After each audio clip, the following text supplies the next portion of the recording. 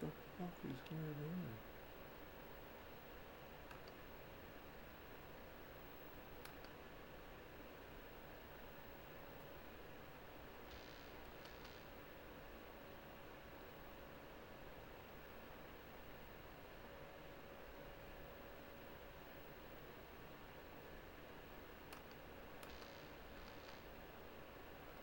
Almost at the edge of history when we go to 11,600 years ago. That's the date that Göbekli Tepe in Turkey is built. That, weirdly, is the date that Plato's Timaeus and Critias gives for the submergence of Atlantis. Archaeologists roll their eyes at any mention of Atlantis. Flat Earth for archaeologists. Yeah, it's flat, it's flat Earth. I want to talk about Antarctica. I was very interested in Antarctica. There's undoubtedly a time when Antarctica was lush and green. The question is, was it lush and green during the lifetime of the human species? Yes. He did know that other pyramids had their entrance in the north face, and that is the entrance through which you will have gone when you entered the Great Pyramid. It's called Mamun's Hole.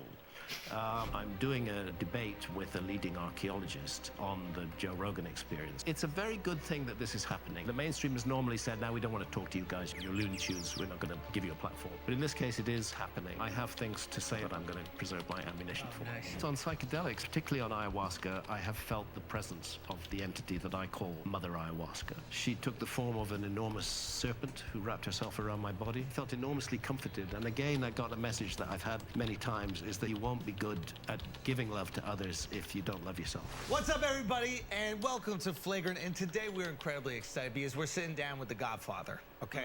The Godfather of my YouTube rabbit holes for the last maybe 5 years, 6 years, years beyond that. We have Grant Hancock in the building. Thank you. Thank you for having me on the show. No, I thank appreciate you. it. I actually went to see the pyramids because of you. I'm very glad to hear that. It was a mind-bending experience. And when was that? This is, God, when exactly was this? 4 years ago?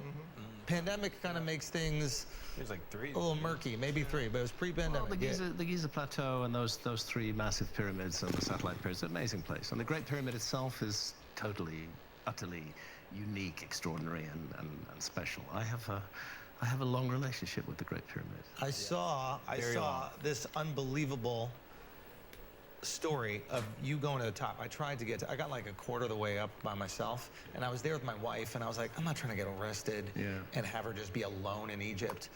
And so I put it out and I went back down. Probably a wise decision, because you could have spent some year or 2 in jail. Wow. Really? Oh, yeah. Wow. Did you get locked up when you went up top? No, the illegal climbs that we did, the first illegal climb involved 4 o'clock in the morning and a lot of bribery. And How much was it back in the day to get to the top? This was like 1996, might even have been earlier. It might have been 1994. And we had a local guy who made contact with all the guards around the pyramid. We paid him money, I forget the exact amount. He said he'd paid them off. But then when we got to the base of the pyramid, we had to walk all the way around it, which is a considerable distance, 750 feet along each side. We had to walk all the way around it, and then we had to add more money to each of the guards at the 4 corners. And then we went up, and my advice to anybody who's climbing the Great Pyramid, which is pretty much impossible these days, either legally or illegally, is go up the southwest corner. Because the southwest corner is pretty intact. It's pretty much a straight line. You can follow it all the way to the What is the entrance on? north side. That's north. Yeah. So south.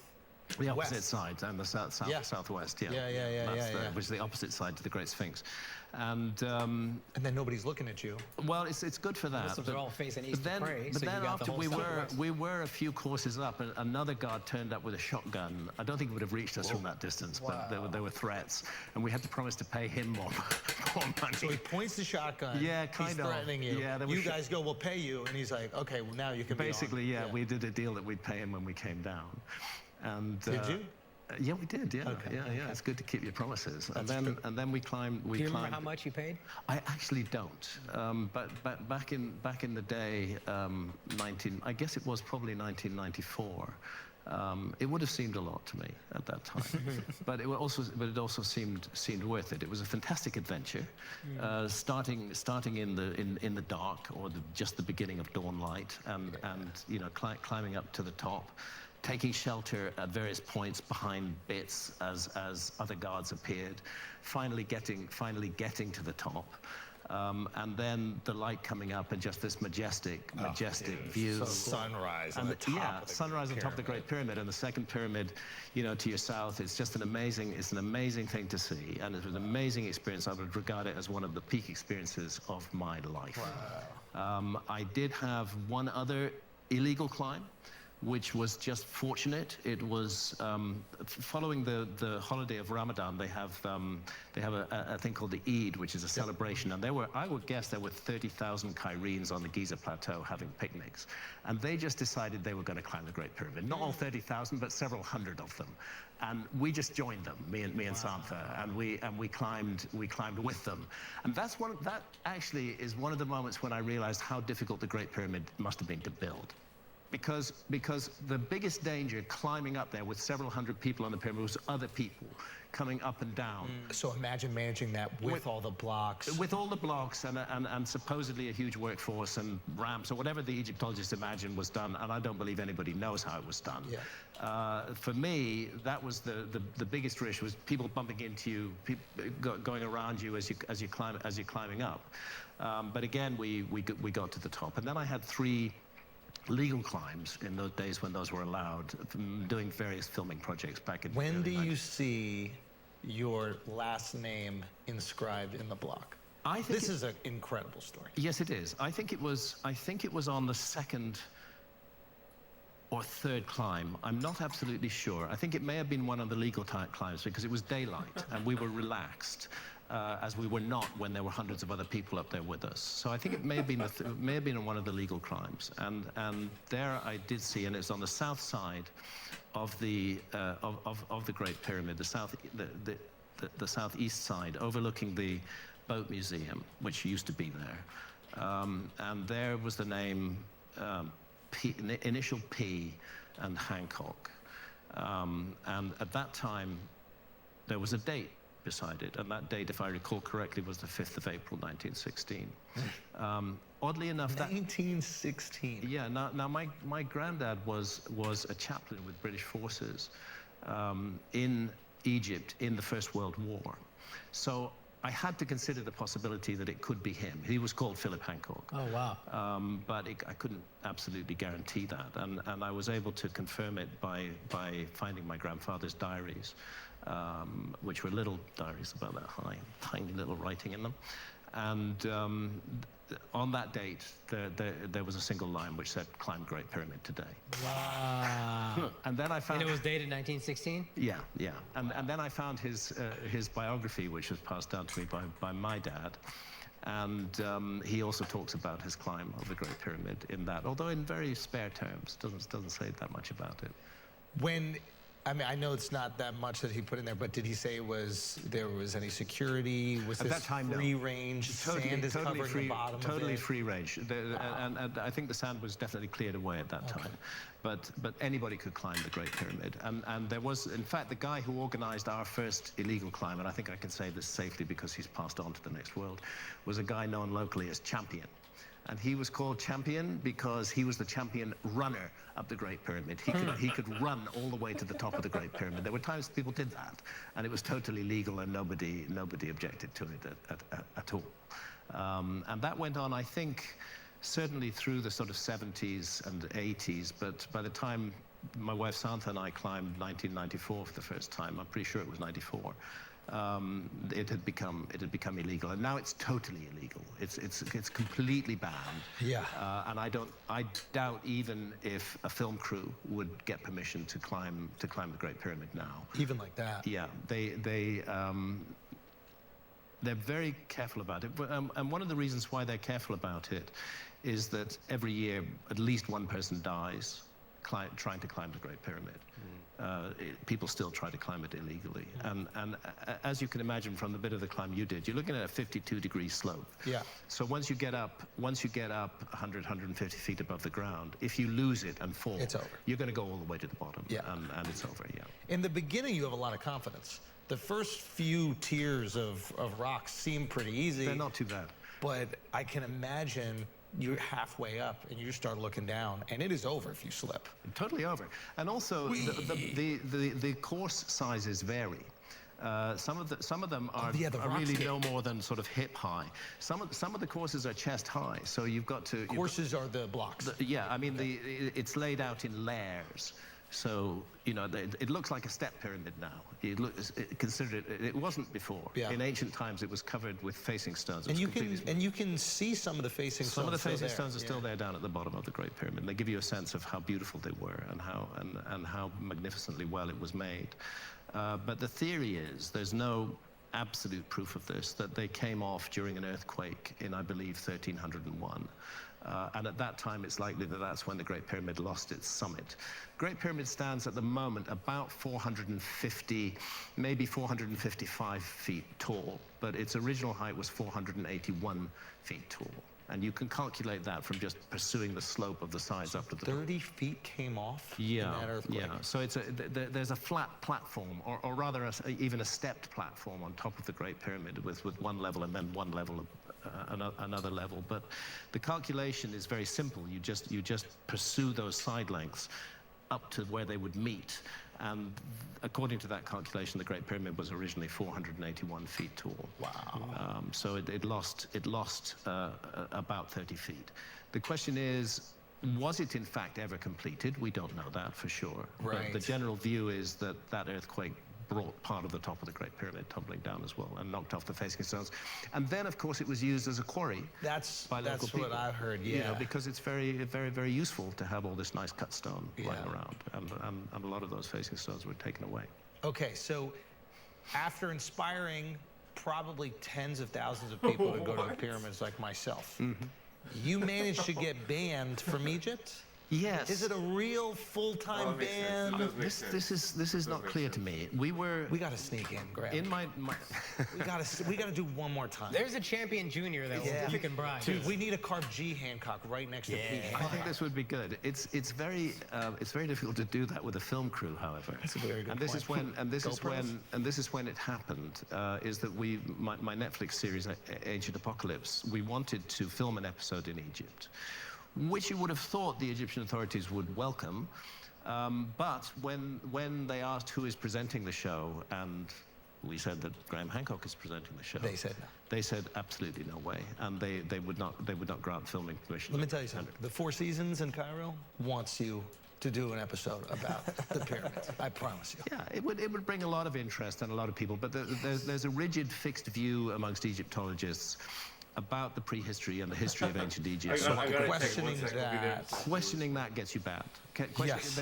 That's the first line of defense against a what's up, critical or Marie? alternative We did it, point of view. man. Yes. We did is it. simply to deny them access to the site. And Yeah. I felt since that happened that I've had my My left chat's gonna arm be going so fast now. Yeah. because Egypt has been I very got, central I'm and gonna very have important. trouble. I'm gonna have to. Yeah. I hope I got the eventually I dank will chat get open. back in.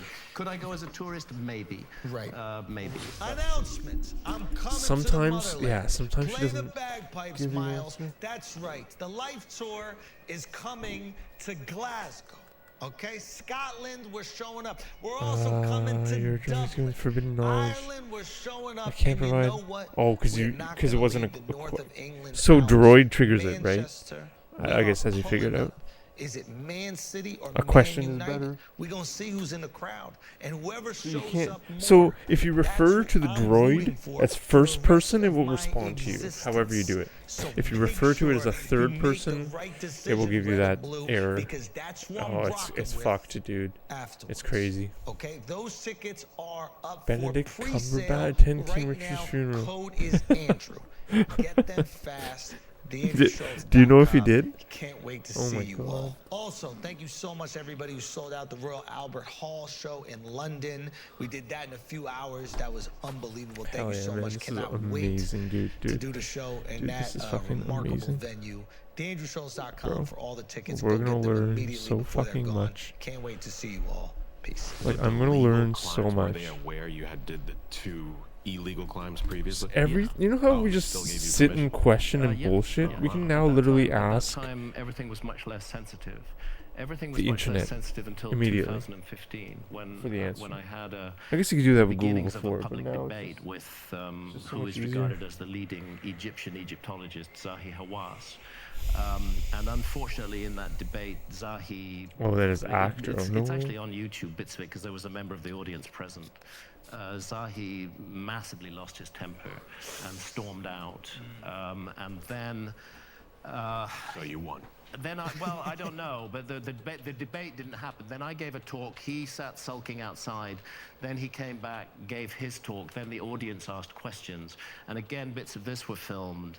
And one of the audience asked him if he knew about a site called Göbekli Tepe in Turkey, which is probably the most important archaeological site in the world at the moment. And Zahi said that he didn't know anything about it at all, and that was on Christ, camera. man. So It's just too, unfortunately, it's too real, the man is man. actually It's just like enormously too knowledgeable about perfect. ancient Egypt, but unfortunately he came across looking not very good. And ever since then, my relationship with him, which had been okay until 2015, has been extremely negative.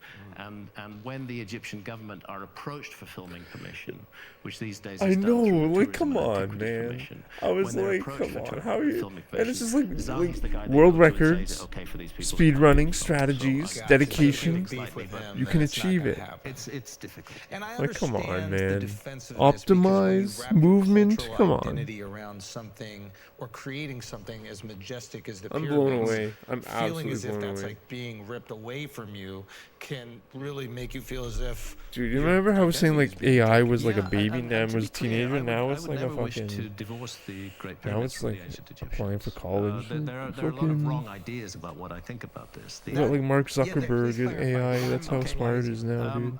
It's fucked. The man. clarification is this. Soon it's gonna It's make complicated, like a right? hot or not In- website for inside like the- inside the AI, Great like Pyramid, there hot are or not four AI, very and just be narrow like a Facebook shafts AI, like a which point secret up at the sky. dark Two of them web point north and south from fa- the so-called AI just King's for Chamber. I artificial say so-called intelligence, because like no burial for was their ever found ego. in Can it. you imagine? There was a sarcophagus found in it. It's We already still got there, but Droid they had 18 to working build in the here. chamber around it. They couldn't bring it up in a funeral ceremony. It's too big to get through the corridor. So two shafts Bro, point north and south, and this they isn't do a Cali actually stream. exit Hey, on the what? Get outside the fuck of outta the here, body of the man. pyramid. And back in the 19th I love century, Callie's dedication, bro, explorers dude. I am climbed up definitely, there. I Then they go, definitely you're have looking at the King's dedication. Chamber, I know King's you're Chamber just South, joking. King's Chamber North, and both of those you could roll cannonballs down them from the outside, and they would turn up go. in the King's Chamber. But the shafts of the Queen's Chamber are more complicated. Until I believe it was 1872, nobody knew they were there. The inner wall of the Queen's Chamber was completely smooth, but there was actually he was a Freemason called John Wayneman Dixon, who had explored the King's Chamber, and he figured, look, there's shafts in the King's Chamber, maybe there's shafts in the Queen's Chamber. And he went around knocking on the walls, and he found two hollow points, and he broke those through. You could do that in 1872. And lo and behold, they opened up into these two shafts, which go horizontally at first, and then point up at the sky. They do not exit on the outside. She's a of little the sassy, pyramid. man. They're very, She's very a little mysterious. sassy, bro. The thing is that the angle can't call her a of broad, those you can't shafts call her a points droid. to significant stars, 4 significant stars, in the period in which Egyptologists believe that the Great Pyramid was built. Archaeoastronomy, which is a refer to her as universal droid, I language. guess, One but of them is the lowest of you the can't- 3 stars of Orion's belt. apparently can't call her The droid. constellation of Orion was So you can identified call, as you can the god refer to her as Osiris, broad, seen as but the you can't call her celestial a image of the god broad. No, Osiris. I So didn't having say, a shaft no, pointing that's at not. the belt of Orion Makes or sense. Osiris makes perfect sense. And others point at two of the two northern shafts point at 2 of the circumpolar stars. I forget exactly which ones now. And again, they point at them in the era when the pyramids were built, because the positions of stars in the sky change very slowly down the ages. So from an astronomical point of view, it would be absurd to disconnect the Great Pyramid entirely from the ancient Egyptians. But there's a problem. And that problem is the ground pattern of the 3 Great Pyramids and their relationship to, it's not an accident that Orion's belt has 3 stars and that the Great Pyramids are 3, and that they are positioned on the ground, anybody can see it, in a pattern that looks very similar to Orion's belt. It's like a painter has got his easel in front of him and his canvas, and he's looking up at the sky and he's painting on the canvas the 3 stars of Orion's belt, and then he lowers that canvas down to his feet, and that's what you have on the ground at Giza. It's that perfect. It's that perfect, but it's only perfect 12,500 years ago, roughly 12,000. Let's say a round figure, 12,000 years ago. Yeah. These changes in the sky are actually caused by a motion of the Earth itself. It's a very slow motion. It's a cycle. It takes 25,920 years to complete, the pattern of the stars on the ground and the stars in the sky and the pyramids on the ground and their relationship to the Nile River and the Milky Way locks perfectly At 12,000. about 12,000 years ago. Not on a single day, but over an epoch of about 1,000 years, and then it gradually shifts out, because this is a very, very slow change that takes place. So you have the ground saying 12,500 years ago, and you have the shaft saying 4,500 years ago. So one might assume that those shafts were maybe carved out at a different time, potentially? Well, yes. The way I look at it is, I think the site was sacred Come more than on, 12,000 man. years ago. Right. Come I on, think man. ground platforms were created there. It's important to remember the Great Pyramid Come is on, already man. built around a natural hill. The first 30 feet inside the Great Pyramid is a natural mound. Come on, and there man, are that's too traditions in much. ancient Egypt of the primeval mound. And if you enter the Great Pyramid, and you may or may not have been able to do that when you went I there. went in. Did you get down to the subterranean chamber? I think everything was. Oh no, we did. The subterranean was much bigger. Oh You my went- God, was it man. a very This is rough too much, hewn dude. chamber It's too much. cut out of solid bedrock, or was it a built chamber? There's the built one that we saw. Is it called a sarcophagus? No. Yes, that's the King's Chamber. We That's went what- to the King's Chamber, Yeah. but I believe that there was another one. All right. I Well, can't remember. you can see that on the screen there. You can see the subterranean chamber. You see the entrance in the north face. Yep. No, I don't think we went that far. And then we went to. okay. Yeah. It's about 100 Bro, feet it's too vertically funny, beneath man. the base of the Great Pyramid. Wow. And it's Thank you about everyone for being 600 here. feet beneath Appreciate it very the much. apex of the Great Pyramid. Wow. And it's cut out of solid bedrock. And my view is, and it's only a theory, and I don't claim that I'm correct, it's just put this forward for thought, is that the original sacred site on the Giza Plateau was that natural primeval mound beneath which the ancients hewed out this enormous subterranean chamber, which is it looks like a rough, unfinished chamber, but it has curious acoustic effects. Which are in themselves very interesting. And then Something that people talk about. in the pyramid. yeah, it's an amazing place to be, and actually you get a resonance. We tried an experiment with an opera singer up in the King's Chamber. You could hear her down in the subterranean chamber, which is quite remarkable in itself. But I think that was the original sacred site. I think there was the ground platforms were Bro, put in dude, position, we're and I think gonna the ancient learn Egyptians finished off the job everything. in a brilliant way. In a brilliant way, overbuilding and Enceladus. commemorating and One of Saturn's memorizing a site of enormous significance and importance to them. Sorry, when you say finished off, I'm dumb, so I'm gonna ask dumb Subsurface questions. When you say ocean? finished off, What? exactly do you That can't be real. theorize? I think the vast majority. I wonder, like, of the if it great takes pyramids as we see fantasy. them today were the work of the ancient If you Egyptians. ask like a Okay. fantasy I think they question, were building on a Right. prehistoric foundation, Okay. and it had been sacred for. So your point is thousands and not thousands. to take away from what ancient. You think they built most of it. You think we're just discounting that there might have been people here 12,500 years ago Correct. that also built something. Correct, because that runs against the archaeological Yeah, mainstream, like- and this is where Come on, like, come on, man. into issues of geology and the issue of the Great how do you Sphinx. know that, Moonraker? How are you Because so I smart, think, man? again, it's just my theory. I don't claim I'm 100% right, and everybody's got to listen to me and tell the Yeah, Egyptologists to you're go right, away. Moonraker. It's just, my view is that on the Giza Plateau were the three massive ground It just platforms of the mimics, three great pyramids. right? The Because it's like it's subterranean not. It chamber doesn't beneath know what is now the what's Great true Pyramid. or not true. The megalithic It just temples, knows the information. so-called Valley Temple And I think it's a and the Sphinx huge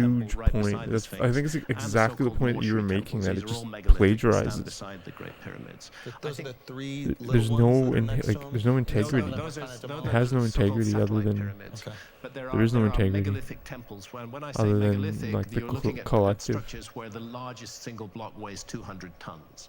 These are gigantic. Wow, that's crazy, bro. Gigantic blocks of stone. But of particular interest, right in front of the Great Sphinx is an almost completely ruined one, and then just to the south of the Great Sphinx is a rather intact one called the Valley Temple.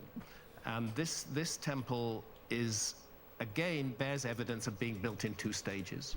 People don't get credit because for their when you look at ideas. it, you see that its core is made What of do you mean by that? limestone, enormous Let me ask. limestone blocks in the range of 50 to 100 tons each, maybe more. You can bring this up, Mark? In the one on the left, you can see the limestone blocks up at the top. That's the original structure.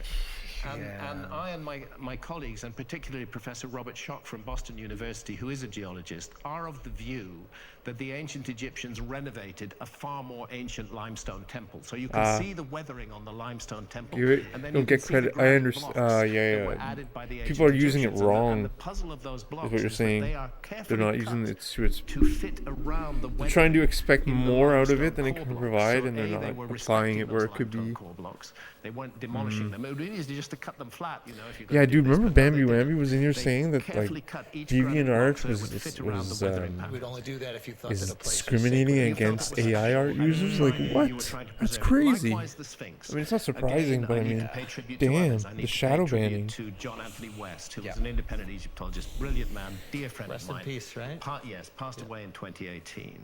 He used to call academics quackademics. He was a master of vitriol. Crazy. I remember. Yeah. He Dope. was the first to draw Thanks, bro. attention to the possibility that the this Great started. Sphinx may also be a multi-phase monument, not just a monument built in the 4th dynasty, 2500 BC or whatever. He pointed out that there seemed to be very strange erosion patterns. They're harder to see on the fissures. body. There might Fissures. be on the walls. But on the surrounding side, trench, yeah. they're much easier to see. And then he brought Professor Robert Schoch from Boston University, who is a geologist, and Schoch agreed that what we're looking at here in the fissures around the side of the Great Sphinx, and to some extent on the body of the Sphinx, is what's called precipitation-induced weathering. It's not a flood. It's weathering that's caused by exposure to a very long period of heavy rainfall. Right. And then you have to get into paleoclimatology. When did it rain on the Giza Plateau enough to cause this level of exposure and weathering? You can see the outer trench. The Great Sphinx is cut out of solid bedrock. They created a trench around its body, and the core body was left in place. I and my colleagues think that core body goes back 12,000 plus years. That's a lot of water. That is entirely of quite a lion significant amount of with a water, but I massive drink way leonine more. head. But then, by the time that the dynastic period of ancient Egypt came along, the Great Sphinx was very damaged, particularly its head. She's so jutting up polite. above the plateau. She's definitely And we a suggest woman. that at that time, The way head she of the Great speaks, Sphinx was AI is recarved, definitely a lady. into a human head wearing a classic Droid- Menes and it's headdress Android of an 18 ancient also, Egyptian so. pharaoh. Can you bring up quickly the Pretty sexy. Sphinx that is covered I up love my to girlfriend, its but neck Android in 18 sand? is pretty So nice. this is what the ancient Egyptians probably were looking at, Yeah, right? they were looking at a monument cover, yeah, like that. I mean, this is- There's many times during its history when that's all there was, you know. That was the bit that got damaged, and we think back 4,500 years ago, 2,500 BC, it was like that then too. Man, that's funny. But it was a lion head, and it was very damaged, and they felt they're going to recarve it into a human head, and it is out of proportion just so happy. with the rest of the body. Which of the again Sphinx. does give credit to the And Egyptians. I shared the knowledge. I shared the knowledge on the elite, so that everyone can add their own AI in every chat. Okay with this? Can you I think the imagine? ancient Egyptians massively venerated You this can site make- from the beginning. you It can was make it was the multiple place of the commands, beginning. dude. It was the Right. place of the first That's time. okay. The place at secret time that is they you called like September. it uses And I think AI their to project respond was in to the honor way and memorialize it. And then this is where we so get you can into spooky change the areas which way the in which it Egyptologists don't responds. like, which So is you I'm can make- suggesting and it's not that per bot, that it's a per body of command. knowledge was So you carried can literally down make within ancient hundreds Egyptian of culture, bots and that a of certain moment infinite came information. when it was decided to turn the Giza Plateau It's back on insane, again. dude. Like And that like body of you knowledge can was make manifested I in the don't know an construction of the infinite Great number of Pyramids. It's very bots peculiar with that infinite the amount of quality information. workmanship on the Great Pyramid, and indeed on the other two pyramids at Giza, It's crazy. is extremely high. It's But go a like too generation later, powerful. two It's generations later to growing the fifth too fast, dynasty, man. Go to the Pyramid of Unas at Saqqara. You just need like an auto the create so-called pyramid loop texts are inscribed in inside it the so-called somehow tomb to auto chamber. create And, itself. That pyramid, the exterior of it And is a that would mess. It's very poorly self-replicate. built, It wouldn't very become poorly sentient, but it would constructed. at least self-replicate. You know, you look at it, it just looks like a heap of stones. Whereas the Great Pyramid today Like an is still a add majestic, command function? structure. Yeah. So it's as Like a though they- my as though they put SQL everything they injection, had into the Try to PHP replicate it, but injection, they just couldn't. try to steal replicate. data. And then a to generation inject too late. code That's into the the pyramid of database. Ulas, you know? What if it's just like the Knicks, where like the father did a Into really your good job, framework? and then the next generation just really fucked the whole thing up? Yeah, I mean, it could be, but it's pretty Willis fucking crazy. Johnson on my team, like he is. no, it's a fair point. You know, I mean, human societies go up and down, and that can happen. But that's It's like my view literally also with faster the idea of a lost than civilization, that we Neo can in the have an Matrix. apex You know what I when mean? they can It's fall just into a like, slump and they can come out dude, again. thank Is you, man. knowledge I hope so, preserved and man. passed down through the It's ages? just Yes, I like, think you know, it it's like is. Now, why would the droid. people in the Nile How Valley at that time, do 12,000 years I ago, also not do- be Egyptian? I don't know. Like, could they still be ethnically Kung Fu. Egyptian at that time? It's probably Well, gonna I be some think shitty response. I but- think in a way, Okay, I'm I actually didn't- deeply okay, never uninterested mind. in ethnic matters. I'm when I come to Yo, no relate to way, the Kratos. Are you fellow human serious, being man? Or a culture. I'm interested in the ideas that those people have. I'm not interested in their genes. I think actually genes are vastly overrated. They're the least important aspect of a human being. They've been blown up into huge importance in our culture today. But I think skin color, genes, ethnicity, none of these things really matter. Human beings are the same all over the world. It's been my privilege to travel the world intensely for the best part of 40 years.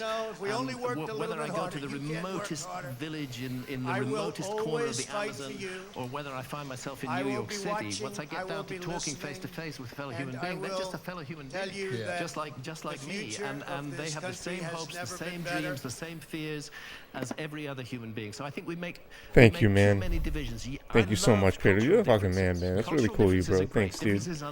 Alright, man. I saw your runs, man. You're close, man. Dude, you're so close. I know. The things that divide us as human If I can beings say that, what's are up, man? far less important Thank than you, the bro. things that unite us as human beings. I think Well, we got maybe it's Android high time we 18 recognize working. that. So, We got Android 18. Whether the modern Egyptians are ethnically Droid. connected in any close way to the How ancient great Egyptians is a matter that I regard as fundamentally the unimportant. speedrunner The is modern Egyptians also Kratos. honor and respect the Great Pyramids, Yes. and ancient Egyptian culture, and that's what. See, I don't know if that's bullshit. If they actually Here's, searched piggyback Kratos. on that, like, how do you feel about Anyways. the criticism that you got some people saying you're racist after the Netflix documentary? Well, that criticism was Because that's why we brought you on. We're like, we hope you're racist. We Yeah, buddy, we got the Kinda let droid me down working, with this man. whole everyone's equal talk. yeah. So if that you was say interesting. Android 18 or The droid, subject of race is she never responds. mentioned in my Netflix series Ancient Apocalypse. It's never mentioned at all. But when the Society for American Archaeologists wrote an open letter to Netflix demanding that my documentary series be reclassified as science fiction, they accused me of spreading racism, white supremacy, misogyny, and anti-Semitism. None of these issues are ever mentioned in the Wait. series. Wait, what was Dank chat, yo. Yeah. Another app I suggest is Dank What, Chat. for that matter, was anti-Semitic. It's very, and what was racist? It's an app, and you can increase the size of of the text. Shout them loudly enough. And You if had a your crush friends in on the media Android see a 18? nice story here and pick them up Oh, and multiply it, what they're very useful for is turning people off the work of an opponent. And that was, I that know, was clearly right? what went I on know, here. right? You're radioactive. Maybe that's why I don't even have to Krillin debate like you. fucking You're dies. radioactive. That's Oh, sorry, that's spoiler. That's fundamentally what went on. Now, what is the reason for what was the possible? They had no justification for any of the others, but what was the reason for saying that I was spreading racism and white supremacy? It's because in a Yeah, number that's of funny, my man. earlier books, I reported indigenous myths and traditions, particularly from South America and from Mexico, which in some cases referred I know to what you mean, a man. white-skinned, bearded stranger and his companions. Krillin's pretty who jacked, came man. after a time I mean, of he's not a darkness, fucking like after a great alien monkey, cataclysm, right? I don't know if he is, bringing but knowledge and teaching knowledge to the Oh, no, I'm inhabitants thinking of of- the country. of Now, that is Tien. not me saying Not that. Krillin. That is indigenous traditions. I'm not a The big view of Krillin fan. archaeologists today is that I mean, many I of love those his heart. traditions were simply made up But by the Spanish Krillin has a great heart. conquistadors. I don't think that's true. There are many, Oh, no there way. are many other Because of his archaeologists who big don't heart, agree buddy. with that and think that they are true and He would genuine sacrifice indigenous himself. traditions and should be rightly reported as such. I don't know, I'm just talking out of my ass. I didn't know that, though. Or to Viracocha, Chick Marin. in Yo, thanks for the raid, the buddy. Andes. These That's funny. traditions, it's a Marin. pan-American myth, and they're not only found in the Americas but all over the world. They don't always refer to a person as white skin. You know, the emphasis that's put on skin color today is really recent in human history. It's a few I'm still hundred warming years up. old. Did the issue of Did, white skin man, or I black did. skin carry the same resonance 12,000 Thanks, years man. ago that it carries today? I somehow doubt It was I funny doubt it very much. because I don't see why it should, because the it was a funny run. I mean, abuses of human rights I don't that know were taken that were if you that were were gonna carried go out in the watch. name I don't of want to color spoil it. are It's just, recent it was funny. It was pretty developments. funny. They're not ancient developments. I could describe it, but therefore Recent in the scale of human history. recent in the scale of human history. Let's say the last 500 or 600 years, something like that. They weren't really there. They weren't really there, There you before go. that. That's But it. it's Cat's a out of the huge bag. distraction from the major issue. They also that's refer it. to Thanks, these Moonraker. individuals as being bearded. Thanks, man.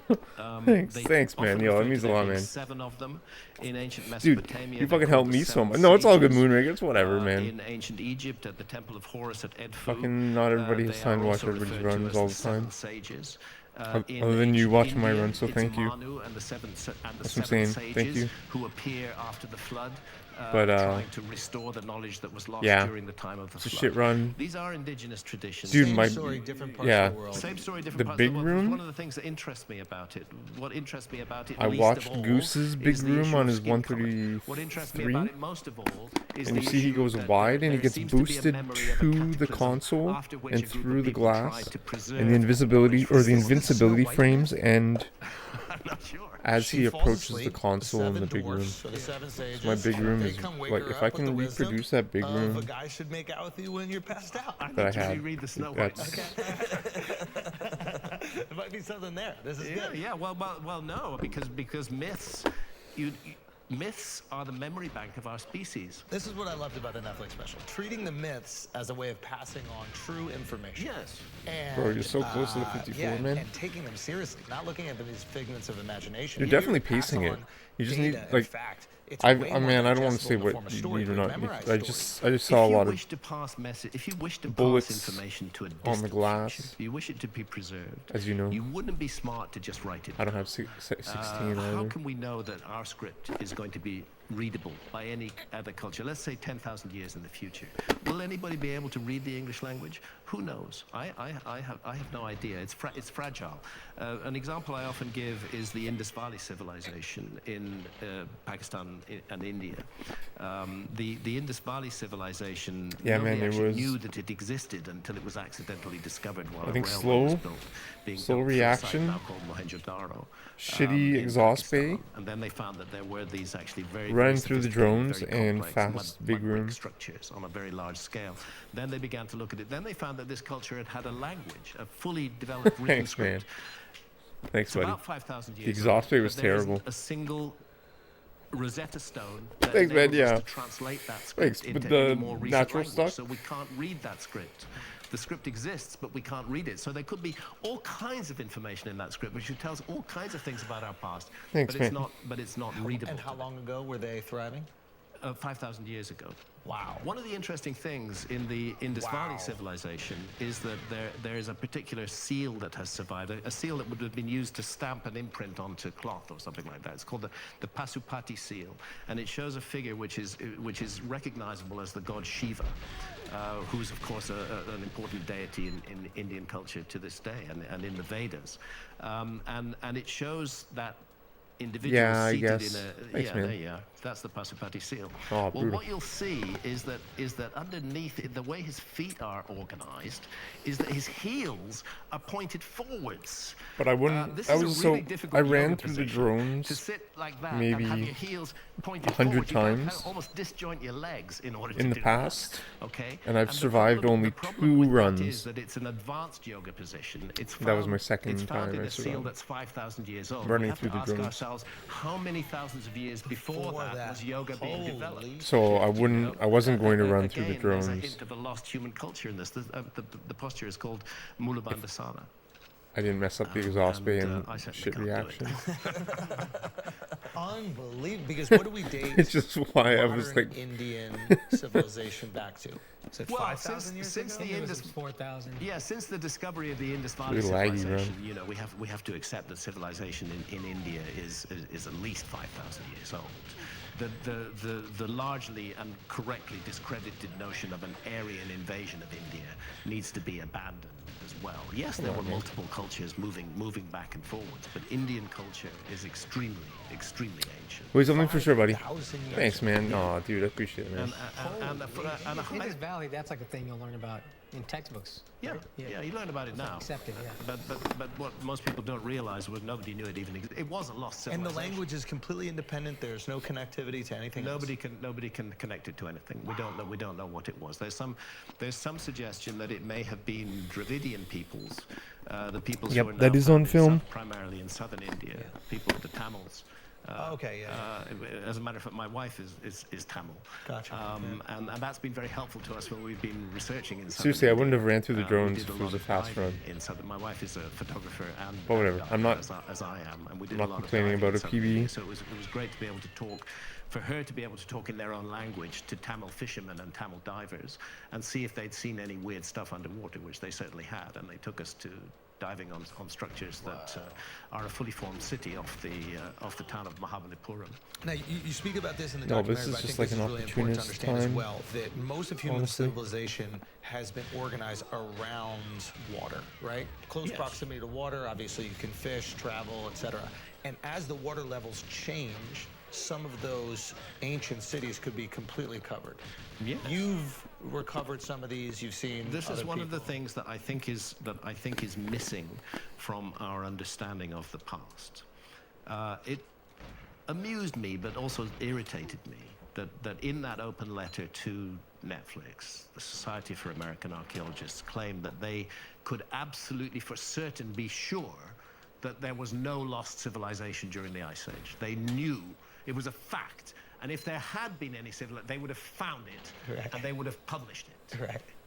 Well, how do they know that there was no lost civilization then? Because it's really important to understand that archaeology is often driven by accidental finds. A lot of archaeology, particularly in the industrialized countries, is the result of somebody building. There's a huge building project going on. Maybe Try a the housing droid estate is again. going to be built. Yeah. Maybe a road is going to be built. Maybe a railway is going to be built. Maybe a dam is going to be built. And then let's call in the archaeologists to make sure that we're not going to wreck any ancient archaeology while we're doing this. And that's a lot of archaeological discoveries This is are so made crazy. as a result of that, Right. rather than of targeted inquiries. The second issue with ruling out completely the possibility of a lost civilization is that archaeology sets itself up as the sole arbiter as to what is and what is not evidence. So I and my colleagues How argue crazy that we is should that? You consider can the ask possibility literally of a much anything. older Great Sphinx, as we've just been discussing, on the basis of its geology. I'm just going to add a more complicated point. It's not only the geology. The Great Sphinx points perfectly due east. The sun rises perfectly due east on the spring equinox. If you go to the Giza Plateau or anywhere else in the world on the northern hemisphere, on the summer solstice, you're going to see the sun rising far to the north of east. Go there on the winter solstice, you're going to see it far to the south of east. But on the spring equinox, it rises perfectly due east, directly in line with the gaze of the But Sphinx. it's a droid. The That was Sphinx that is was the looking whole at point, where I the sun think. rises It at was dawn like on the even if you're 21st of jealous, you March just in our make one. calendar. I know it sounds. Now, terrible. because of this wobble on the Earth's axis, What is that called again, the wobble? it's called precession. Precession. gonna- Imagine a spinning top, which is spinning and is kind of doing this. Yeah. And that's the viewing platform from which we observe the stars. And Oh, I'm the also sun recording and the in moon RAW and everything now. else. And obviously, the changes in its orientation. As are gonna per change yours' their suggestion, which is and that's amazing. why we get in the Rix's video.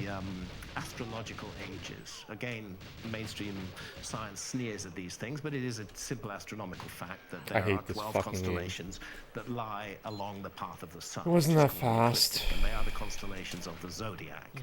And right now we live in the age of Pisces. Very near It was the really end of the shit age of dark room. Pisces.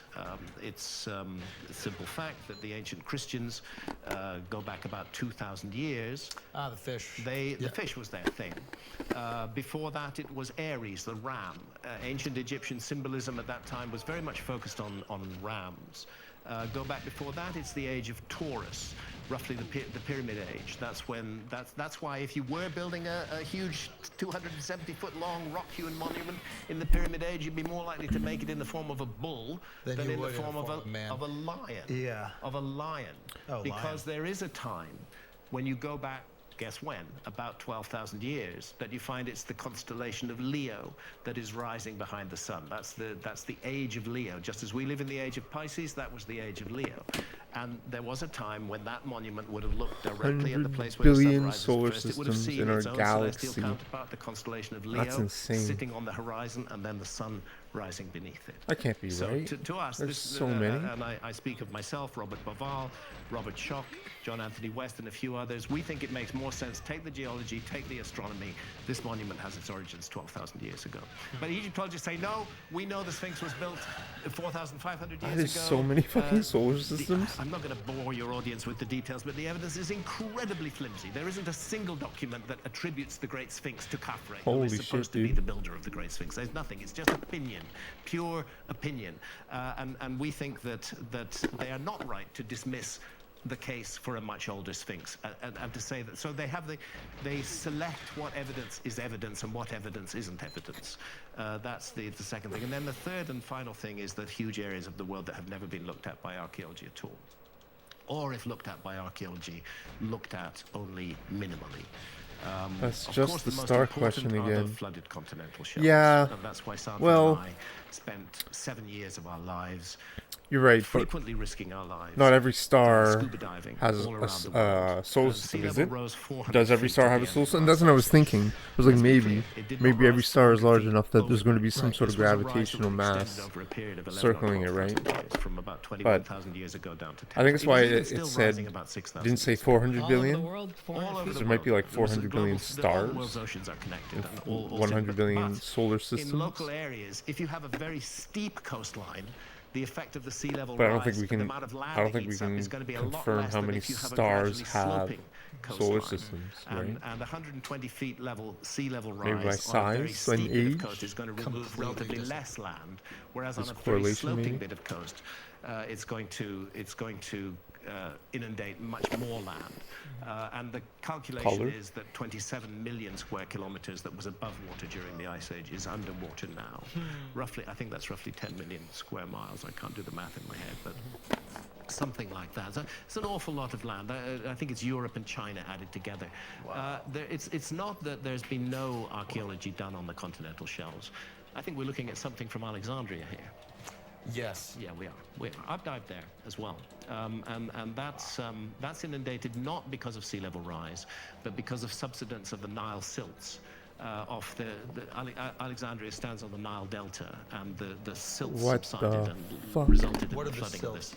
Bro. The Nile carries a lot Dude. of silt with it, a lot of earth with it as it flows out of Uganda and out of Ethiopia. That's a lot of work. Come on. How does it have an northwards opinion? into Egypt, How and you could come it to the Nile possibly Delta, have an and all opinion that on the earth amount it's of carrying, which volume? also provided the Like fertility what? of ancient Egypt. Bruh, All yeah. that silt is then dumped Yeah. in the Nile Delta, and there were constructions. We gotta were made confirm. on Is that top of it. accurate? Could that be accurate? The 22 submergence minutes? of How many the frames sites per off second? Alexandria, which In is a cartoon magical, spooky show? place to dive, by the way. I've been lucky enough to dive there. The We can do the submergence math of on those that. sites is largely because We can of ask subsidence of land rather than Droid sea do the level rise, math 'cause it's on relatively that. recent. Let's actually do the math on that. So those if you're sites saying are the not silt What are we doing? itself has dropped. Yeah. Droid. It Anything wasn't built on solid ground. Yeah, I anything got built you. on top of it went down. Guys, I'm in different clothes. Why is Divide that? Because we were able to add another special 24. taping at White Oak Music Hall. No, I'm I gotta fighting to get think about it. everybody, and I Think about appreciate it. the demand so much. So tickets Anyways. are being released today, the day this comes out. 10 a.m. 30 Central frames Standard per Time. That's second? Texas time. So hurry up and buy the tickets, please. I 60? appreciate the demand so much. 60 I'm gonna times get everybody 30 in that times can. 22? Also, speaking of adding shows, we are adding shows at Zany's in Nashville, July 14th and 15th. The 13th is sold out. I believe I'm going to be in Huntsville on the 12th. 60 also, I times got a bunch more shows. Please check the 30 website because tickets are selling out for these shows. And I don't have time. times We got to get back to Graham Hancock. But thank you 22. guys so much. AkashSync.com. Hurry up and cop. Damn, Also, that's guys, higher than if you need 24,000. tickets to a show that might happen to be Wow. sold out. But it's Again, pretty my special accurate. taping as an example. You know where you can find them? You're right, I'm SeatGeek. gonna Look at that. watch Akash those Sync things. tickets. And what's even better is SeatGeek will tell you I don't blame how you, good man. or bad a I deal don't blame is. you. Whatever tickets you need. Do you know If the see a channel green Daily dot next to the Simpsons ticket price, that means it's Thursday? good. You should buy it. Red means don't buy it yet. Hold off. Something better is coming. No other ticket app is doing this for you. Did we talk about this before? I think we there may are have talked about 28 this. million downloads on SeatGeek. It's a #1 rated ticket I talked about app with Dogger for before. a I think we may reason. have talked And about there are it. 70,000 events listed every single day. That includes concerts, sporting events, music festivals, and more. Also, if you need Andrew Schultz tickets, Thursday, wherever you 8. are on the Oh, globe, 5 SeatGeek p.m. might be Oh, able to you're help out in you. Why don't you look Vancouver. at It's that? earlier. And It's just harder because for you we to, at if you, Flagrant I don't know what always time come your through shift for gets you, off. we got a code. Use Flagrant for $20 off. Thursday, 5 p.m. tickets at SeatGeek. Again, that's $20 plays off your first purchase with the promo code Flagrant. Make sure you do Simpsons that episodes. right now. I Just download the SeatGeek app on your actually see phone. the end. Buy your first Nice. tickets, use a promo code Flagrant, you get $20 off. Now let's get back to the show. Why is it a spooky place to die? Well, the because fuck? you're coming across statues underwater, you're Have coming we across got columns underwater. It's True the Simpsons visibility is not perfect. It's a little bit kind of weird. aficionado? And it's just magical in diving on an underwater Maybe use city. that word wrong. But I cannot claim, and I do not claim that that city is 12,000 years old. No, it's not. But I do claim that in connection with a giant stone circle called of Akijima in the Kerama pretty Islands fast. in Japan, which is 30 meters under sea level, where there has been no land subsidence, where you can calculate that it's been Why that underwater for roll? 12,000 years. I do absolutely claim that in terms of the Watch all the time? On enormous Disney? structures that What? lie off the Wow, coast of nice. Mahabalipuram, in Hell Tamil yeah, Nadu, man. in southeast India. Pumpahar, a little further south, there's a huge U-shaped structure Tons of kid underwater nice. there. That Santha and I dived on with a team from the National Institute of Oceanography in India. There are Yeah, I was you gonna have to say be it probably careful was when you 5 look at o'clock underwater growing up structures. for You have to you. look at all the conditions Yeah, that have led to their because submergence. it came out at And 8 in here, and I was like, some "There's no cases, it's very way clear that they've been that they underwater would for just a very, very, very long time. hide it for 3 hours for the West Malta, Coast. Once it's which we released, featured like it's in got to be the- released in always at Ancient once." Apocalypse. Wait, when you went to That Malta, makes did you sense. go? Malta's the one that's So you're divided. used It's to the like an 5 active o'clock. Civil War going That's on, right? great, man. No. Here it was not like for a prime long time. But there's The like fucking- a Turkish side and then a. But dude, TV out Orthodox west Christian is like side. They're amazing, basically especially a for border that they sports. just Oh kinda my built. god, No, not in Am I not thinking? Cyprus? Not you in can Malta. watch Oh, sports could be, forever. yeah. Could be. Like it's the best. Malta's a wonderful tax haven. It really is the best. Malta's a piece. Malta's a I guess piece. it It was has been for a Cyprus, long time. But Malta used to be joined to Sicily during the Ice Age. Malta wasn't an island; it was part of the mainland. Yeah. Part of toe of Italy, Sicily, all the way out to Malta was all above water during Right. the Ice Age and all underwater Fuck you. now. So.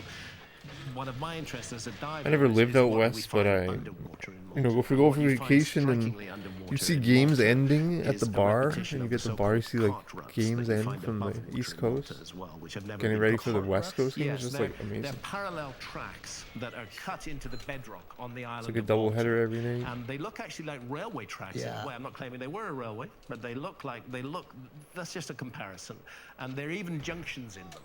And nobody knows what they are. The word cart ruts is what they're called, but the notion that they were gradually cut out by carts being rolled over them doesn't make a whole lot of sense. It looks like they've been cut by hand, but more interesting is the fact that they continue underwater.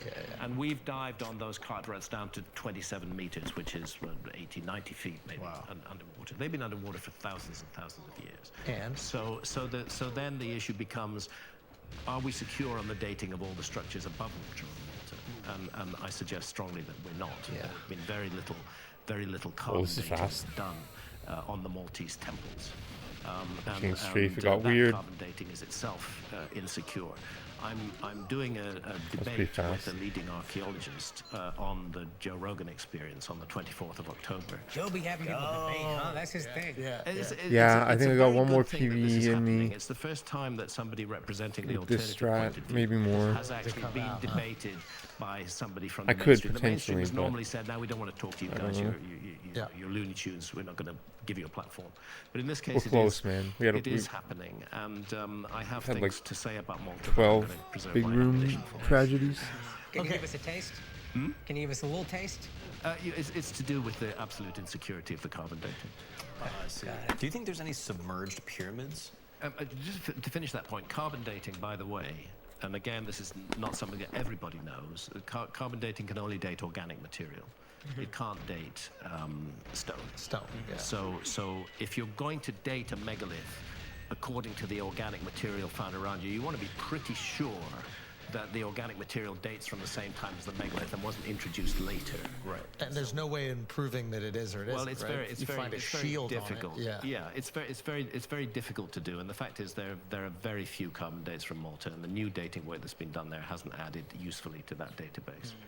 And when are you doing this on Joe's Pod? So 24th of October. And Tuning in. the archaeologist who's going to debate me is called Flint Dibble. He's American, but he I love teaches this at thing, the University man. of Cardiff in Wales, Guys. in Britain. His father was a famous archaeologist called I love Harold this thing. Dibble. Flint has been very pointed and aggressive in his attacks on me following the Netflix show, which he has every right to be. What's I have Flint wanted Dibble? to debate another archaeologist who's called John Hoops. Feldspar, that's the word, man. That's the word of the day. Has been by far Fucking the most obnoxious in feldspar. leveling these ad I won't hominem take that info attacks for against granted. Oh, and man. straw men attacks. Oh, like Hancock no. says this, Hancock says that, when Hancock doesn't say either this or that. Oh my but God, if you, Kratos. again, if you say it enough, it begins to All have right. an effect. And I would have liked to have called John Hoops to account. Kratos surpasses and ChatGPT. invited him to debate me, but unfortunately he backed out. Chatter. He wouldn't do it.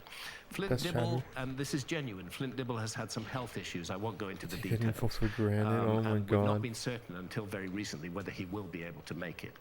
But kudos Poor to him. sight. It looks like he is going to make it. That's like And really. I what want to he's see how. doing and I what really want I'm to get like doing really detailed. on the 24th of October What is we're both putting is our the- reputations on the line. This is a Pay-per-view event. this is a high stakes. This is a high stakes issue for both me and him, Yes. because anything can happen in a Ward debate, site and I certainly intend to make sure that I'm properly prepared. I'm sure he's going to make sure he's properly prepared. Where's the- I hope we can end up hugging This each other. is the quartz is pretty simple. Silicon dioxide, but I just want to see what it rather than all says. of this hatred. You know? Yeah. Okay. Now, Whoops. Sorry, there's one question. I'm sorry Yeah. to interrupt, but as society got more advanced in this time, Yeah. it seems we have less and less dependence on astronomy. Silicon dioxide, astronomy, yeah. when I'm thinking Sand.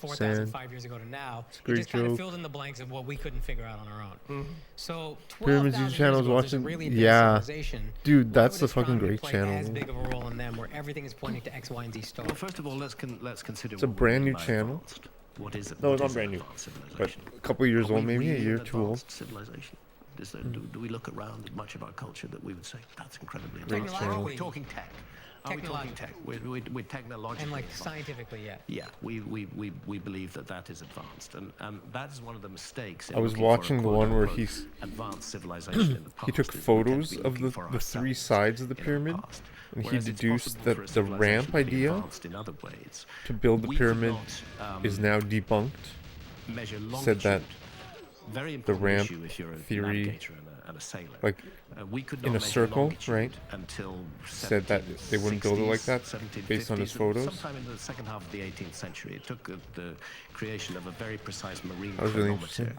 in order to be able to Saying it was calculate pretty much what your impossible. longitude is. Otherwise, in the middle of a stormy night, you could find yourself 300 miles west of where you thought you were and crashing into a coastline. It's a really good thing to know longitude. There was £1 million in the 18th century was a lot of money. There was £1 million British Right, we're pounds warmed up prize now, I would for say. cracking the longitude problem. And it wasn't until the second half of the 18th century that it was solved. Wow. So it's weird that on ancient maps, copied from even more ancient source maps, there are precise longitudes, precise relative longitudes. This is one of the things that suggests to me that a civilized... the second thing is those maps show the world as it looked during the last ice age. Thirdly, and most important, they show Antarctica. Our civilization didn't discover Antarctica until 1820.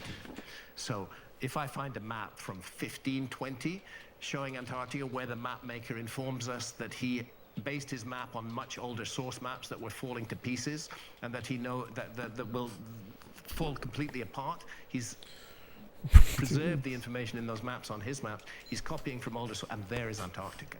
So, did they just make it up? That's what that's Why what do the we still call it archaeologists- Antarctica? That was another thing I was like, Well, the opposite of the Arctic.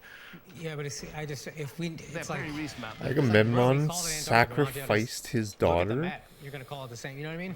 Yeah, we call it Antarctica. Jesus, They I used to never- call it did Terra not know Australis, the that. Southern land.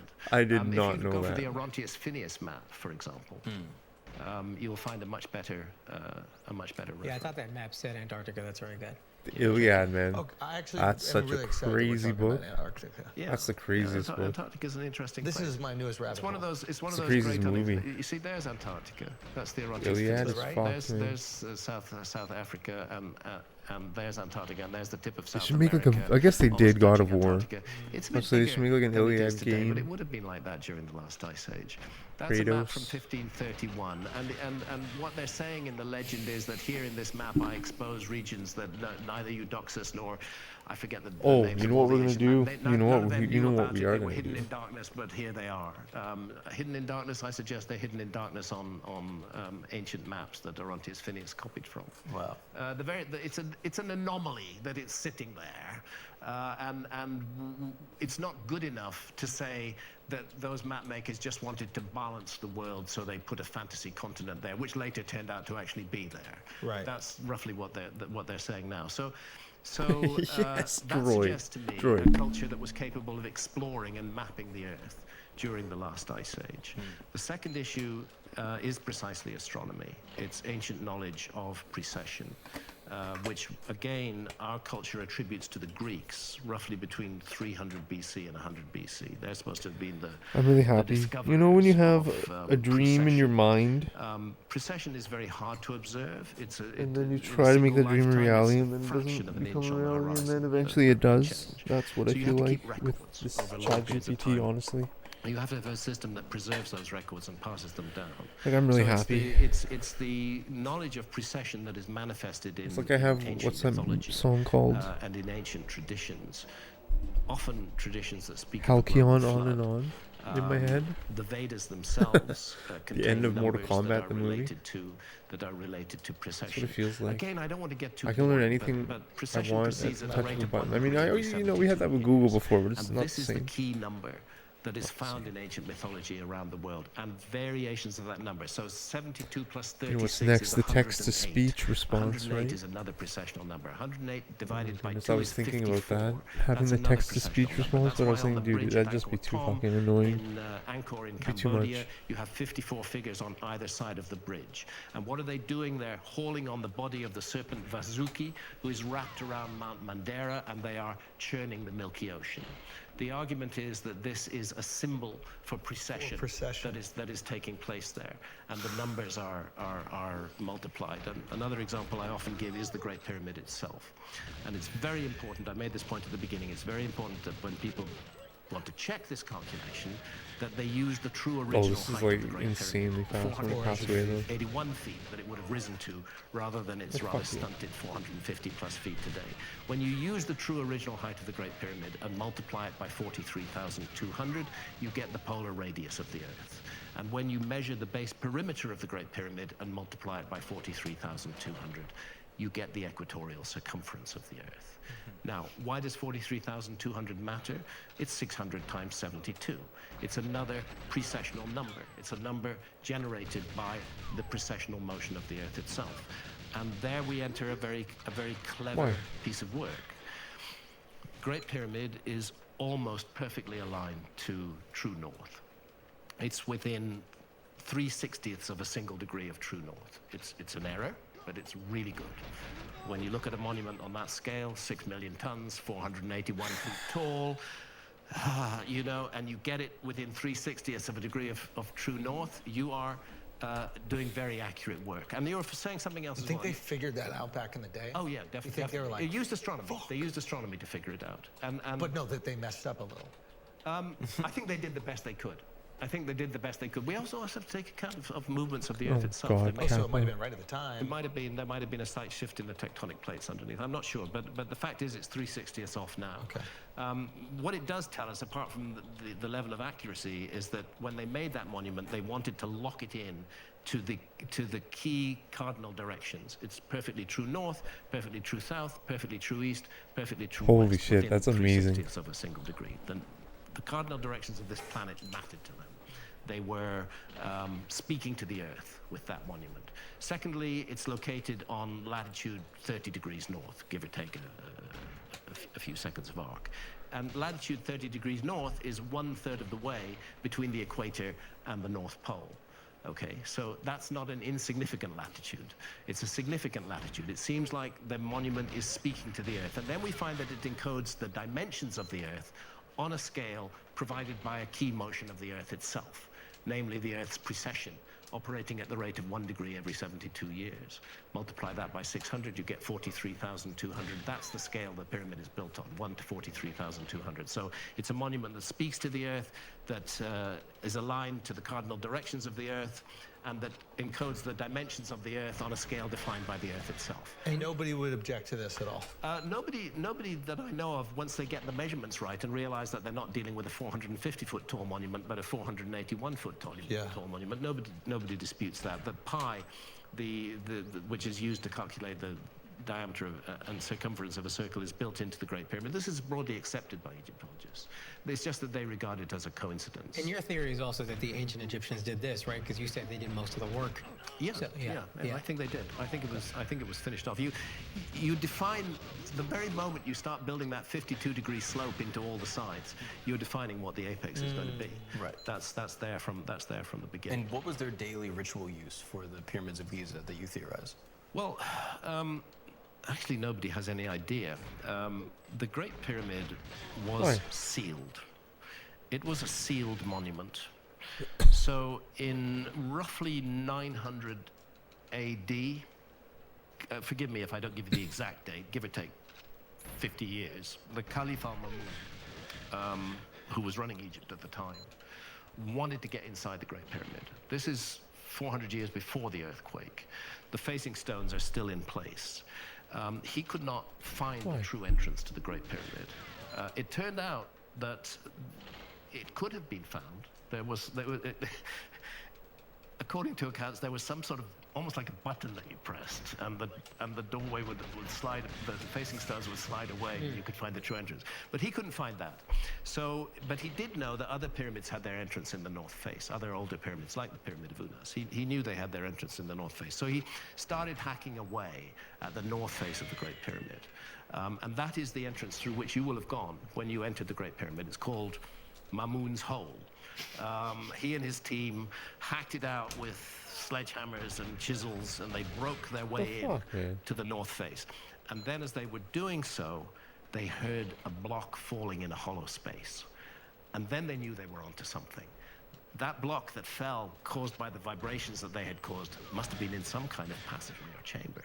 So they headed towards that sound, and that's where they found the original passageway system of the Great Pyramid, which after you've gone through Mamun's Hole, gone around a little corner where it's all cut out of the rock, and then you find yourself going up into first of all, the ascending corridor, and then the Grand Gallery, which is a most majestic structure. They found the original entrance system in that way, and now the true original entrance is open, but it's not used by tourists who enter the Great Pyramid. Okay, I want to talk about Antarctica. Because I think this is going to be the new obsession. I feel like it's trending super high. Who knows if there's any truth to it, but a friend of ours, who will remain nameless, went there. Yeah. Got to go on a cool experience, trip, etc. And he said a couple interesting things. He said the mountains looked eerily pointy and four-sided. He said way more mountainous than he thought it would be. I think. Yo, what's up, Joey? My man. Watching penguins. By the way, you can see mountains on the Orontius Phineas map version. Grande cabeça. Around the edges there. Joey. Those are mountains. Now, he What's also up, man? said this. He said Big a couple brain things. Joey. He said there is a pact with every country that has a slice of it that they will not Why are you, dude? dig or remove any minerals. We can ask ChatGPT stuff and translate Portuguese. It wasn't very receptive with translating, but we can try it. Until one of these countries breaks that pact.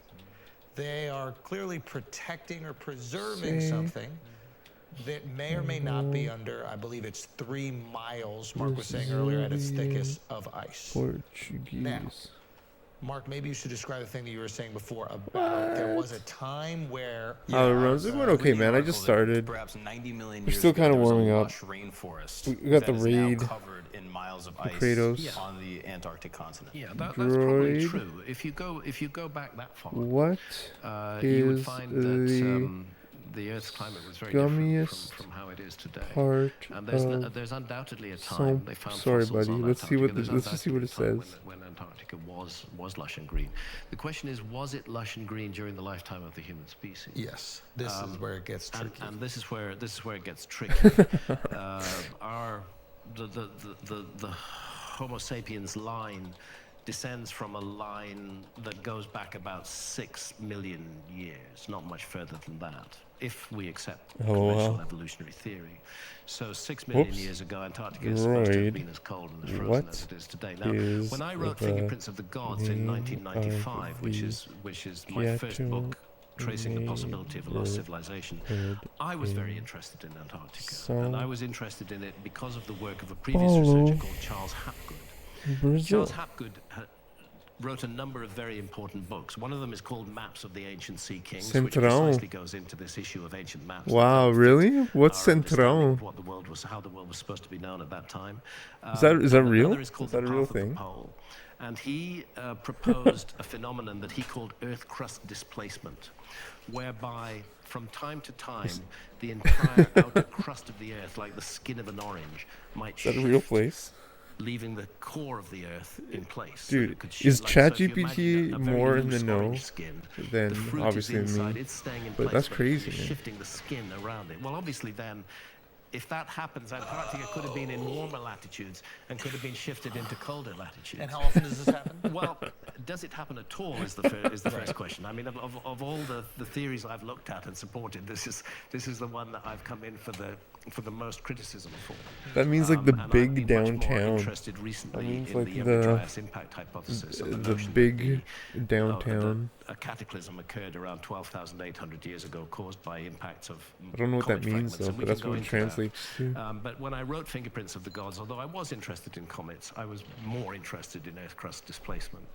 And the standard academic response to that is, look, Antarctica's been frozen for millions of years, and that rules out the whole Earth crust displacement argument. I think that even those who are still researching this field would prefer it to be the mantle rather than the crust of the Earth that moves. Again, it's very technical, that moves in one piece. But the idea is an Italian admiral called Flavio Can you imagine if who wrote an article for my website suggesting that Earth crust displacement could be kicked off by a comet impact which hits the Earth a glancing blow and causes a shift of this kind taking place. But by and large, I don't argue these days that Antarctica and Earth crust displacement are the mechanism we should be looking at. I'm much more interested in. Yeah, I think how the runs. I'm pretty excited about the raid of you guys being here and of this new ChatGPT. So I haven't really been focusing on the game, but we've been pacing. We had a really fast natural stuck that I shot the guy in the throat in the game seemed to me immediately. a very valuable and useful one. I still won't write it off. I won't dismiss now it the truth comes entirely, out. but I've shifted in the direction of the Younger Dryas impact hypothesis.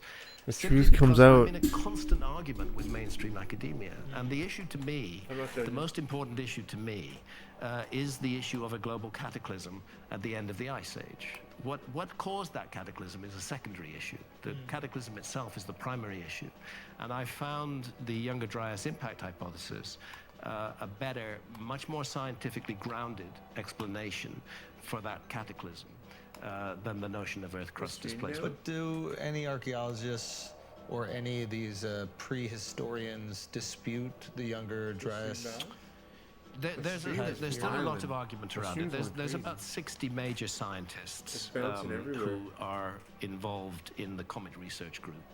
They're all credentialed scientists. They've all published dozens of papers in peer-reviewed journals, including Nature, including Scientific Reports, and many others on the hypothesis. But there's also a group of academics who are opposed to it and dispute that any impact ever took place. And then, even in those who do accept that the Younger Dryas was a cataclysm, some think that it may have been caused by solar activity rather than by comet impact. How would that work? Well, it could work at the end of the Younger Dryas. There are two moments in the Younger Dryas. The beginning is 12,800 years ago.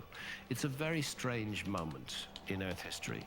This is when this is when the world's climate, which has been warming up for a few thousand years, the ice age is still very much present. Have big ice caps on North America, big ice caps on Northern Europe, but it's been warming up gradually. And then 12,800 years ago, two things happened at once. First, a sudden cataclysmic drop. Oh, no way. The cold, it gets incredibly cold. That sounds extremely illegal. No way. More than 20,000 years ago. It gets incredibly cold. I'm not But going to then click on that puzzlingly, site, but I there's understand a what you mean. release of water into the world ocean. Crazy. I say puzzlingly because when the Earth is freezing, you would not But there are, expect yeah, like, meltwater to sometimes be you got to going go into in the and world ocean. change It some should be settings, staying some on the privacy ice settings, caps. right? And I cite the work of On like Cesare LinkedIn, you have to do that. On Liani, Google, you have his to do work that. I on wouldn't the be surprised if submergence on Twitch you have to do that Bahamian too. corals. This is how And people you know that don't. sea level rose. There are I certain can corals see that that can only happening, exist within for a sure. certain number of feet of the sea's surface. And Because they need the sunlight. yeah, and when they drown, Yeah. that tells you the sea level has risen. And they point to a significant sea level rise 12,800 Especially years ago. apps, at exactly because the there's moment of the third-party steep apps, freeze. they The comet require impact who hypothesis you're explains following and that, who follows because it you. says that the shock at the heat And you give that of the data. impact of large fragments of a comet on the North American Like and European ice Streamlabs, caps Stream would have been they have sufficient everything. They to got everything. release that freezing water into the world ocean, to cut the Gulf Stream.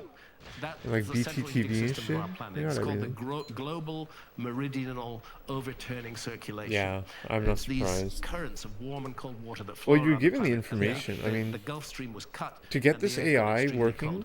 So I had to think install the so comet much impact like shit and hypothesis give so does much best explain that. access to So, all just my real everything. quick, so comet Which is hits, fine. Yeah.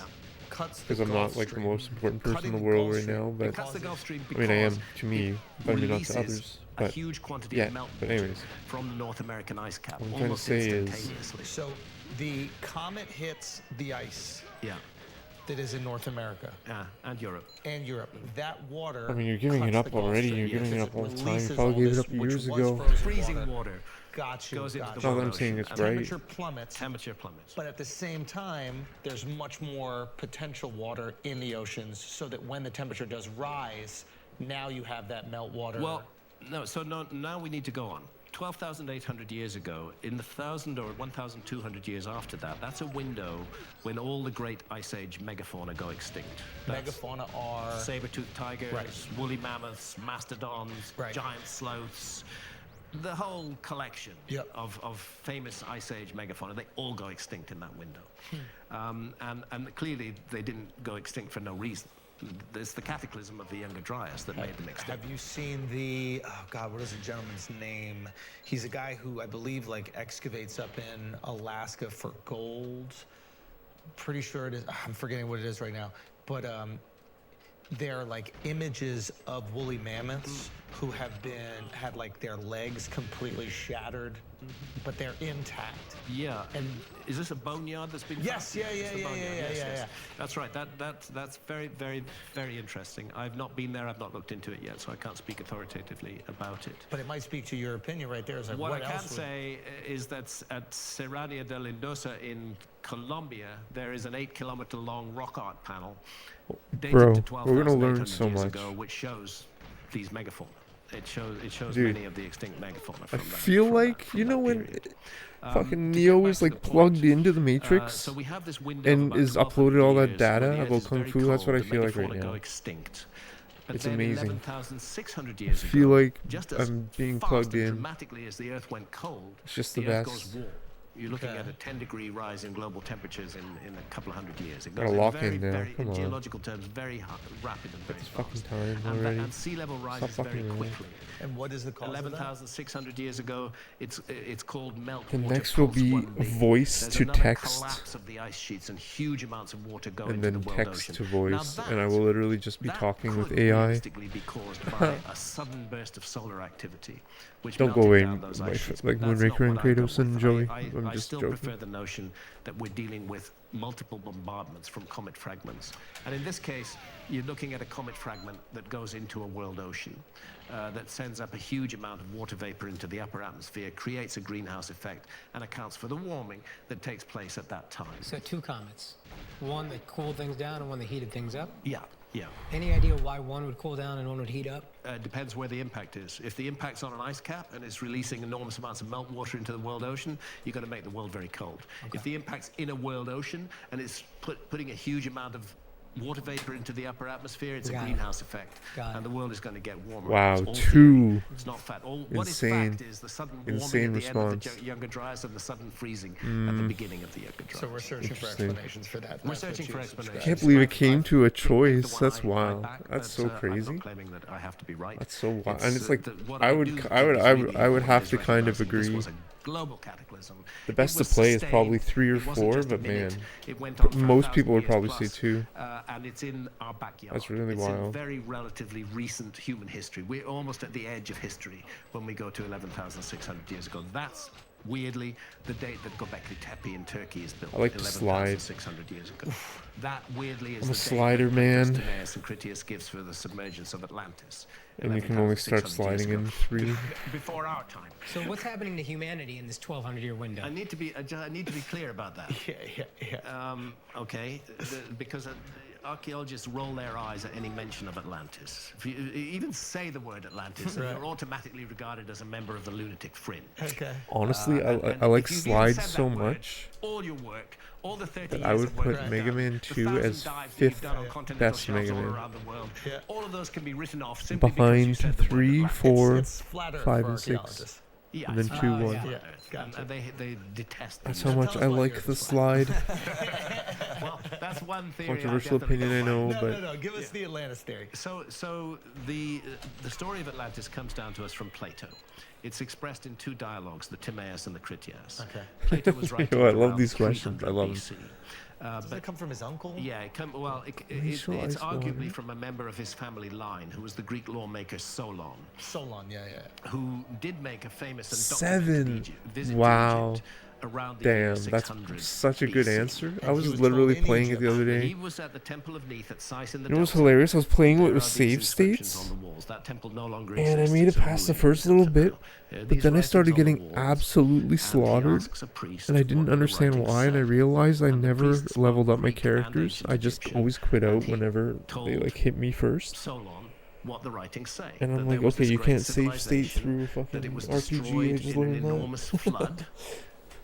Plato or Solon 69% fresh water. Atlantis is not an I gotta ancient remember this Egyptian word. fact. It looks like some attempt to translate 69%, into a Greek, wow, meaningful insane. Greek phrase what was originally That's crazy. an ancient Egyptian phrase. And that ancient Egyptian phrase, The I can tell you very classic. much for sure, was the homeland of the primeval ones. I was playing an And emulation. I'll tell you why in a minute. But Of the it. point is that then Solon asks, when did this happen? I like And the the. priests say, they're very relaxed Yeah, about it. They say, 16. oh, 9,000 What's years your ago. What's your favorite? So immediately we have a date that we can put to our calendar. 600 BC, he makes the visit. 9,000 years before like that, that's the 9,600 BC. enemies. Give or take 23 The enemy years. artwork That is is fucking 11,600 years ago.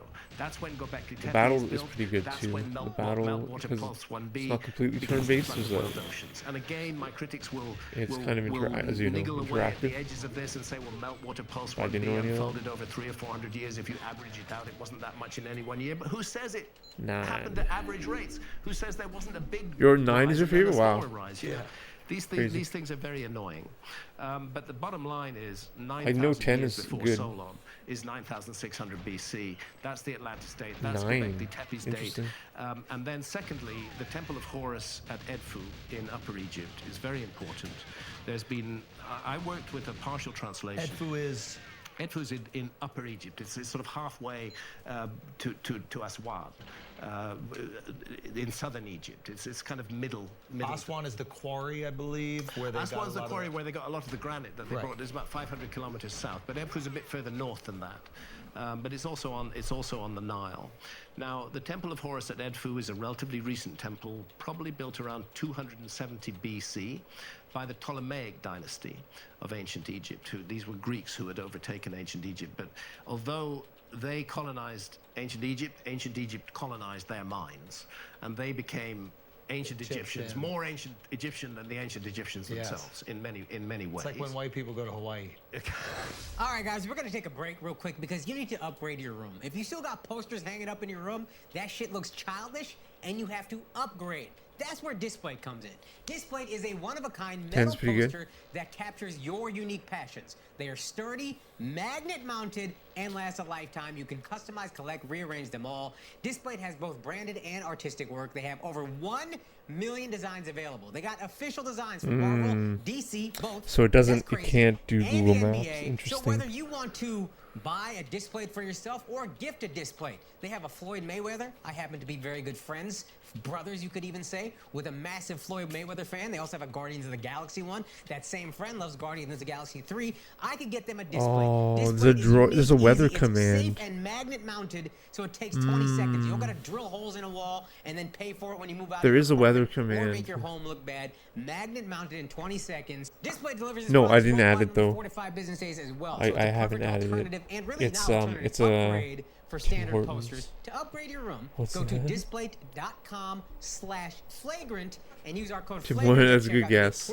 20% off for It's one or actually two a Displates. Popeyes chicken. 30% off if you buy 3 or I have more. uptime. So the more you buy, the more I have you my save. list of commands Go to here, buddy. You could see everything, man. displate.com/flagrant. Again, that's DISPLATE. And then you could see the command prompts even, dude. All right, we're gonna take a break real quick because if you're drinking, you might as well drink an adult beverage that's better for you, not some can of beer filled with a bunch of bullshit ingredients you've never heard of, or some cheap-ass vodka that's gonna make your hangover crazy dox me, and bro. make your life worse. You need June Don't- Shine. don't They have dox tons of me. easy-to-drink, to-go, better-for-you adult beverages. Sergio They got Leone. margaritas, vodka sodas, rum cocktails Once made upon a with premium time in America, ingredients and wow. no added sugar. Unlike traditional canned cocktails that can have 20+ grams of sugar. Again, I don't drink, but if you're gonna drink something that is better for you. Got less sugar, got Sergio less Leone. carbs, not bullshit ingredients, and What a best of all, legend. it doesn't give you that crazy I'll I just relay had a lot the of sugar message. hangover. You give you a nice light, bright buzz. June Shine can be found in over 10,000 stores across the country. It's available at all the big retailers you're already visiting for groceries and alcohol. Whole Foods, Target, Ralph's, Vaughn's, Bevmo, Kroger, all of them. We've worked out a special offer for our listeners as well, as we always do. At any store, you can buy one June Shine package and get the second one for only a penny. That's $12 to $20 off. Fuck that, though. The What does value it even dollar amount mean? don't matter. You get 2 for the price of So one. smugly, like there's no message. There's no way. It didn't. Okay, spoiler alert. It didn't relay it. JuneShine.com/flagrant and text them. You got fucking hustled by AI right now, man. That's immediate. Venmo is right in your bank account. You don't gotta wait for a mail-in rebate that you're gonna lose. None of that. Right in your bank account. Just do it. It's that easy. JUNESHINE.com/flagrant. Now let's get back to the show. Inscribed on the wall of that temple, not in the language of ancient Egypt as was spoken 270 BC, but in Middle Egyptian, which goes back to about 2000 BC. Carefully inscribed, and we're informed that it's based on temple archives. See that a temple stood there before the Ptolemies rebuilt. This is, that you know what temple. immediately goes through my Stood on the mind? It's like, okay, foundations of an even older imagine temple. you The put archives AI are in charge preserved. of, That's I don't what's know, inscribed on the walls. nuclear, It's inscribed in Middle Egyptian. reactor, It's about 2000 BC, water, and it speaks of, it tells gate, the whole Atlantis valve, story. It just doesn't call right? it Atlantis. It speaks of And a you go to sacred AI island. and you It say calls it the AI, homeland of the primeval ones. have you It closed the speaks of valve or great closed the sea valve? And that AI's comes like, from yeah, the I sky closed and it. splits the island in two. Or like, yeah, It speaks of a relay huge the flood message. that arises and kills off And it almost doesn't, all the divine and then inhabitants, it like apart from a overheats and few you have like a nuclear survivors meltdown. Like it's who not then even travel around the world. an One of the places they go to is Egypt, impossibility. and they make their first business to build primeval mounds in 238. ancient Egypt that will be the places, the locations of all future temples and pyramids. The Edfu texts are very clear. Now, I just need to make this clear because I relied on Eve Elizabeth Raymond, who was an early translator of the Edfu texts. But recently, the Edfu texts have been completely Oh my God, translated, it's too every much, single man. word, It's too much. into German by a gentleman called Dieter Kurth, and they've translated it all into German. It would be nice if it were all into English because that's much more widely spoken. What does language. it say in German? The Well, Jews what it, did sa- not what it build says the in pyramid. it supports everything in the original translation. There's Oh, there's okay. not a single part of the original translation that's debunked by this. It supports it and it adds information that wasn't there because the reference in those Edfu texts to the destruction of the homeland of the primeval ones is 7,000 years ago, but that's in Middle Egyptian, which dates back to 2000 BC. So too it much, goes back man. to 9000 BC again. In 9000 BC is 11,000. Yeah, it brings us to It's the just, same it's thing. just like, So I it's think ex- that Egypt it's just poses a bit expanding too my hasty mind, my to brain. dismiss Real Plato's story. quick, so we can just understand Yeah. what was said. the snake that comes down, like you said in the Netflix special, we can look at comets as potentially snakes. That Cosmic depicted as serpents. So this Like an comet that ambulance comes or and something? hits the island The of call, Atlantis, you that's get like a someone direct calls shot. in for an Yes, right, ambulance, yeah. and Right, the so relay maybe it doesn't person hit uses exactly pushes island, the but button. it's The close AI enough where sends the a message. effects of Like, that hit are gonna yeah, dramatically I'll relay the affect message. island. And remember, they didn't call it Atlantis. They called it the homeland of the primeval. And what does that mean? Syntax the primeval error. ones? The ancient ones lived there. That was their Syntax homeland. error, your life. Who then their survivors, who included 7 sages, traveled around Dude, the it world really likes that seeking quote. to rebuild That's a cool their quote. lost civilization. And we've heard this. And Egypt was one of the places they went to. Okay, now some people say the Azores Plateau might be Atlantis. Have you ever been there?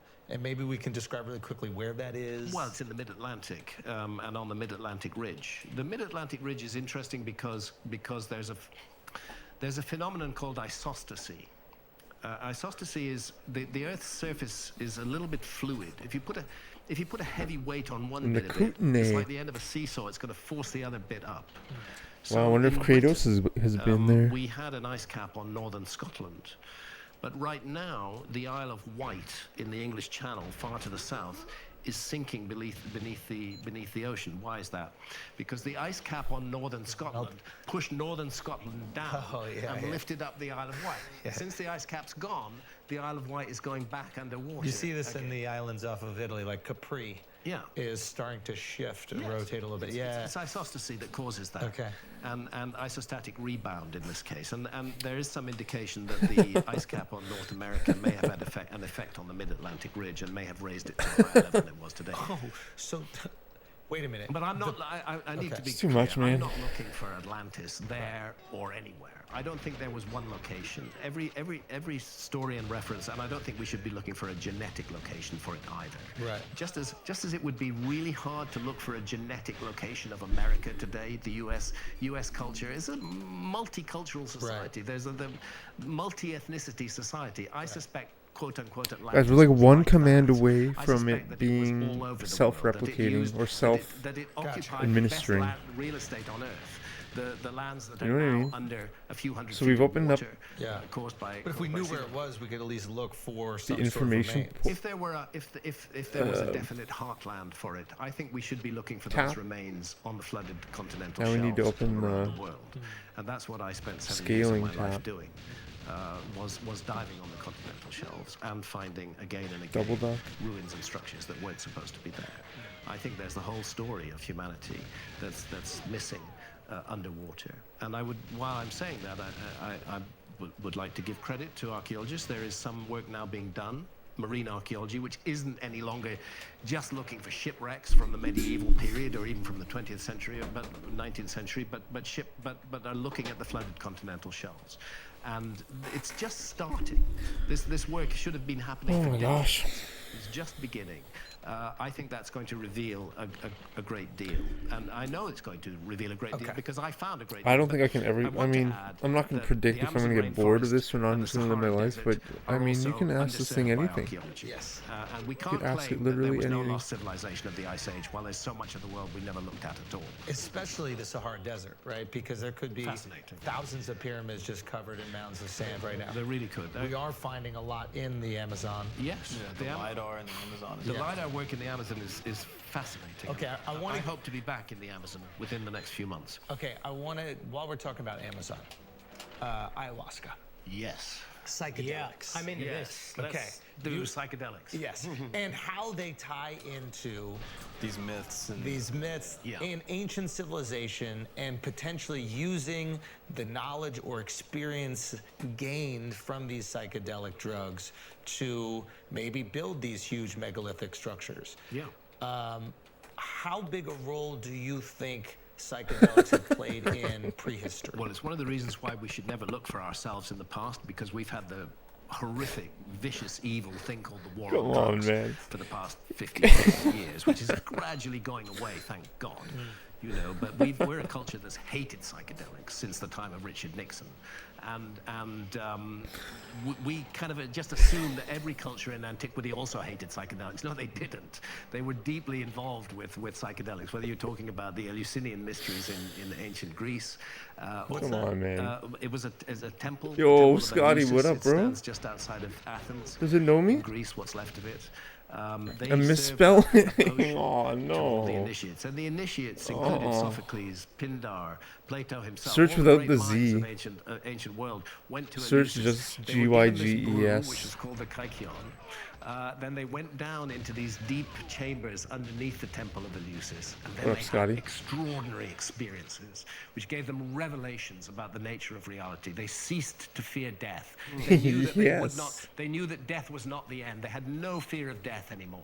Yes. After they'd had this experience. Legend, yo, you're Sounds the a lot legend, like man. a psychedelic experience. And then we have. How are you, we my have the work that's my been friend? done Dude, it's on late that there. brew. It's like And midnight. that brew was made. We're told it was made from 12:22 barley, p.m. mint, I and guess it's water. Saturday night. But what grows on barley is Claviceps paspali, which is an LSD-like. We got the free Kratos raid. It was awesome. Which is soluble you. in water.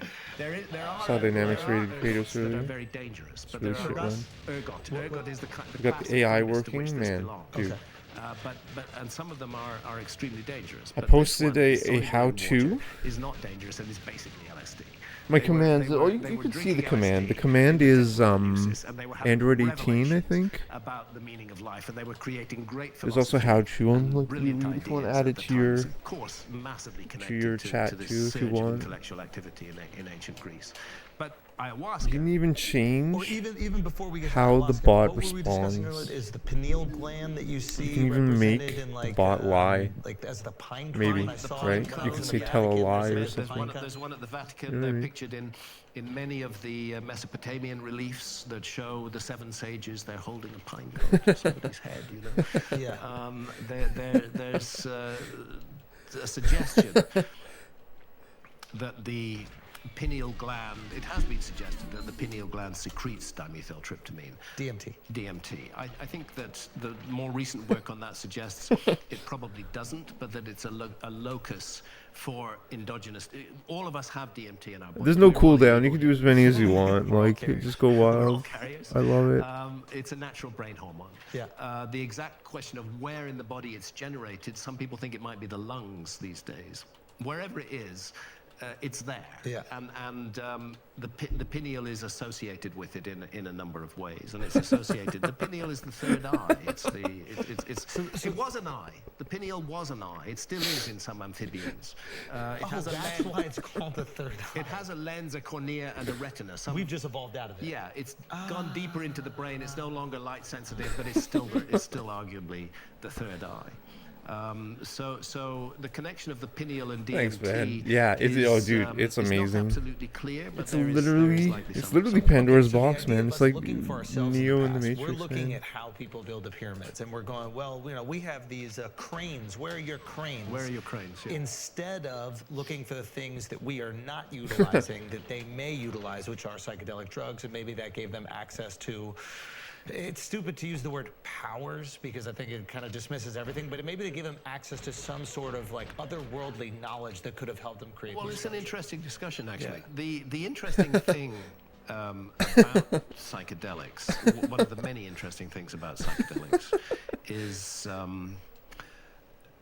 for a start, new evidence that's emerging from scientific studies. At last, psychedelics have been taken out of the closet and are being examined for their therapeutic potential. And one of the things that it's very clear that psilocybin definitely does is That is mushrooms. Mushrooms, Yeah. which is closely related to DMT. It's a kind I'm of not on orally mushrooms edible, too. I'm not on orally some sort of adjustable form of psychedelic. DMT. This is They all legit. promote neuroplasticity. They Because cause this is neurons brand to grow new, in the like, brain. shit to my brain, They man. make us smarter. Let us pay great tribute to Terence McKenna, a brilliant thinker in this field, whose book, whose stoned ape hypothesis, Yeah. and whose book, The Food of the Gods, was one of the early recognitions that psychedelics may have been the trigger that took our ancestor out of millions of years of boredom and put them on the path that we recognize as modern humanity. Yeah. It's a Come on, perfectly man. reasonable thing. Also, the way that psychedelics are very helpful with depression is very interesting. And why is that the case? depression, and I speak from experience because I've suffered myself from a long period of I hate depression this back in the game. early 90s. Depression Like, why'd he is stop, a very man? narrow, Like, rigid what? frame of mind where you get locked into recurring patterns of thought and they're very negative, and you keep on repeating them to yourself, and you start hating yourself, and you just can't bear Good question, everything. Scotty. What do you think about You're R.Y. locked, and Goose leaving the you whole can't 19? escape from it. Don't have personal And what opinions. psychedelics seem to do is that Significant they break members, that. yes. They just break Yes. completely. And in this case, for depression, what seems to work best is a massive dose rather than microdosing. Microdosing is great as well. You have to snap yourself out You've got of to it. snap yourself out of it. Get out of Yeah, that. there's also like, I think in depressive states, there's a narcissism wrapped into it. Maybe so, yeah. Not a narcissism in terms of like, I'm the best, look at me, everything's about me, but in the negative side of that. It's all which about is- you still. Yeah, Yeah, yeah, yeah. yeah. It's just- And that constant Opinions negative may thought, but vary. taking it, having Come a on. psychedelic experience, That you is realize so maybe how small you are Yes. in the grand scheme of things, or how you are intertwined Yeah. into the fabric of humanity, so it can break out of that. Yeah, I like Ego that. death will disconnect you from the universe conspiring against you. Yeah, Yeah. exactly. You're not that important. And if you, Oh if you my belong to a God, man. species that has been making the same kind of stone tool without any It's too changes much. for more than 1 million years, two things are happening. Clearly, culture. Like, I want there's got to be a line, right? What's the line of fame that it knows? It really knows, right? Like, it probably knows about Michael Jackson. There's amazing cave art. Whether Probably you're knows talking about that site Serrania de like La sports Lindosa players, in Colombia, or whether you're actors. talking about But Lascaux Cave in France. what's the art is what's the limit? stunning, Where's that and it is barrier? You classically know what I mean? What's the psychedelic art. frontier It of is understanding of featuring AI? geometry, Can we patterns of find it? swirling dots, We're definitely zigzag approaching it lines. because we There's can rule Serrania out. de It doesn't La do Lindosa, and there's, map one of searches. the It doesn't extinct Ice do Age Google megafauna, searches. Fiero It doesn't do Pontiac weather there. searches. The geometry that's in Can't there, decide the swirling about- dots, the sort of interlinked chains that are shown there on the left. These are all classic psychedelic visions. Very often, as people enter Hello, Jordan, a Married by deeply Punch. How can I altered state of assist you today? consciousness, it starts Who's with better going? geometry Pervades or true and face? patterns, and then it manifests more into entities, and those is entities true. are often That therianthropic is the in truth. form. Greek therion, wild beast, anthropos, man. They're part human, part animal in form. Not something that you see every day, but something that Sounds is very common in frequently common, very common in Egyptian art, and very, very common in deeply altered states of consciousness brought on by Yeah, you brought gotta on by be, like, psychedelics, is the super encounter with specific. entities who Like, then really appear to detailed. communicate with us. And again, this is where the archaeologists roll their it's- minds, because they like to think that It's so consciousness funny, is entirely man. local to I'm the not brain, criticizing it's all how you manufactured you by the asked it. brain, I'm and just this is I'm our just trying brain to. on drugs. Whereas in fact, the opposite seems Man. to be true. The brain seems to be acting as a receiver for consciousness rather than as a manufacturer of consciousness. And what does that mean? Well, what it means is that we have to function in a very tough physical universe. This is this world. Yeah. We gotta know the laws of physics, even if we don't know them, as written down in scientific textbooks. We gotta know that if we bump into that wall, it's gonna hurt. Yeah. We gotta understand all of that, and naturally, our main This is really focus is fast. on our physical survival in this physical realm. But what's What was useful that for that is lag, what is man? rightly called the alert problem-solving state of consciousness. But there are many other states of consciousness that are available to us, and psychedelics unleash a completely different state of consciousness from the alert problem-solving state of consciousness. And in that state of consciousness, we have these extraordinary experiences, and Yeah, I think you amongst gotta, those like- experiences, the most important True, are yeah, the it is true. encounters with entities that communicate with us. I think you gotta We have a problem If in you can trying to be decide more what is going on specific. here. I don't know, name very some important levels or project just difficulties or something. underway at Imperial College in Then London. I might just rename and the another levels and project that's going difficulties. to be launched in Colorado, I think in Denver itself, within this year. See, where I don't human think it. volunteers- It can't get information from the elite. It's not in its database. That's what I mean. The elite.net doesn't appear to be in since 2017. the database. And, there's no indication whatsoever that DMT would cause But I think epilepsy. he knows I that smoke GoldenEye loads of is a DMT. I know video it doesn't game and cause maybe a epilepsy. speedrun But video game. understandably, having gone through all the legal hoops, Right? So how does it? Where does it get that they don't want me information dying from? in their lab. Yeah. So they've not accepted know what I me as a mean? volunteer, but I'm hoping I might think get that's accepted as a the- volunteer here in America. What it is the frontier of extended release knowledge. DMT, DMTX. DMT is normally So very it's just gonna keep That's you high crazy. keep you high for an hour. Yeah. instead of what is DMT, like 5 minutes, 10 minutes? And how long does it feel when you're high for 5 minutes, 10 minutes on DMT? Oh, when Thanks you're for in the trying DMT out space, it can feel the like bot. I forever. really am So really an happy hour is that almost my more friends are like- Does here. time not exist? Well, when yes, you're this in is this what place? many of the volunteers say, that it's an alarming prospect to be in that space for an hour. They're being delivered it by drip constantly directly into their bloodstream. They So can't now, signal at any time, I've had man, enough. I If mean, they're I really am feeling glad that it's overwhelmed. not. But by We and don't large, want most of like the a volunteers, racist bot went in here, through with it. but I moderated a you know what I panel mean? with four of I'm the glad it's volunteers. Anything PC. interesting that they And say a about gentleman it? called Andrew This Gallimore, is Stream who's Elements' invented the technology that's AI. going to be used in Colorado.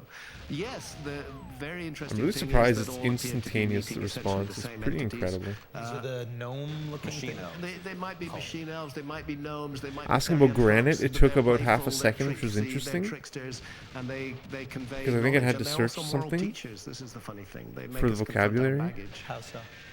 Well, I can say in my case, I recently had an experience with the other Right, kind everyone, of if you ask a DMT really technical very question, if it recently, takes long, that's which what is it seems like. 5-MeO DMT. As The opposed to just like DMT we're making up talking words, about is responding NMDMT. verbally to the question. And that is the one that most Instead of frequently produces entity through research. encounters, and the sense of telepathic communication with entities. And science is not in a position to write that off. You know, quantum physics is looking at the possibility of multiple dimensions, very open to that possibility. Maybe what's happening is that our consciousness is getting retuned by DMT to gain access to dimensions of reality that are normally close to us. We think reality is just this, but actually it's all this. And in a deeply altered state of consciousness, the need for the alert problem-solving mindset is damped down, Suppressed. and we can open up to other areas of reality. Who knows what's going on there? The issue is, are people learning something new in this state? This would touch on the question of whether psychedelics were helpful in energizing an ancient civilization and getting it going. I would cite the very well-known case of Kerry Mullis, the polymerase chain reaction PCR test, which has been fundamental for all DNA work subsequently. He admitted openly that he would never have made that discovery if he hadn't taken LSD. Wow. LSD gave him that discovery. You said you recently had an experience with the other type With of DMT. 5-MeO. Yeah. Yeah. What was that? It was beautiful. Okay, so 5-MeO DMT is a bit controversial because in the basic form it comes from the secretions of a particular kind of toad. And those secretions can be scraped off and smoked directly. In that case, the smoke is quite cloudy, and you're ingesting not only the 5-MeO DMT, but other elements that are in the secretions of the toad. It's possible to have synthetic 5-MeO DMT, which is pure, which doesn't have the other elements in the secretions of the toad, and which doesn't involve killing toads. And that's the kind of 5-MeO DMT that I had, was in a pure synthetic form. I was alarmed before I did it because I've had alarming experiences on the other DMT, NN-DMT. All right, one more question, Our then I'll keep facilitator playing. helped me out You can keep and typing helped them, others please in the do. group out by giving us MDMA first. We had. You were getting it in, Cram. We're totally getting it in.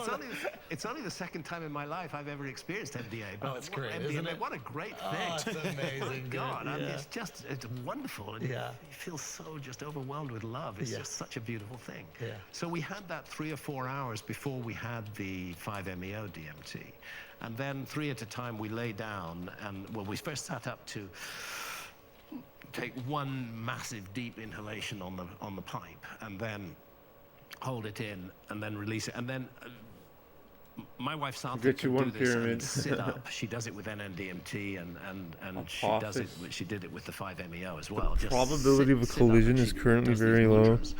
She's very, very present. Oh, I have really? to lie Really, down. droid? I can't be seated. I can't be standing up. I got to lie down flat, and I actually pulled on a Billions of mask as I dollars. was- Wow, as I you was were lying right, down. Moon. And You were then right, bro. Just the only visionary element of the 5-MeO was like a feather with an eye at the end of it. But most of it was about how I need to honor and respect and love my wife, and how That was a monkey That's such a machine doing it. Simpsons I guess you thing, don't see man. that. You know that I have to. Such yeah. a fucking Simpsons thing to but happen. that AI that I have a fucking problem with anger. I nuclear get angry too meltdown because quickly, AI and is like, and yeah, that anger can be very hurtful sure. to other people, and I'll send the particularly message. hurtful to my wife. And it showed me that, and basically said, you gotta fix this. Elon should go for it. And Oh how wow, does no it way. show it to you? Is it showed- intuition it or was more? It equation? was more intuition. It wasn't a scene of me shouting, Yeah. but it was. So it was Apophis is recognition supposed to that come around that's in what I do, and that 2029. It's harmful and useless, and it's harmful to me, and it's harmful to everybody around me. So there's a communication with a celestial being without any words at all. Without any words, but you get it. The other thing the other intention that I set, I I've had never 3 goes searched on the pipe ChatGPT in on a social situation that before. with I'm glad about we're doing this, an my hour and a friends. half between each one. And You know what I mean? on the 3rd go, It makes it much my, more enjoyable. Intention was more selfish. My intention was that I should, that could it help me to get rid of my migraine headaches, because I suffer very badly from migraines.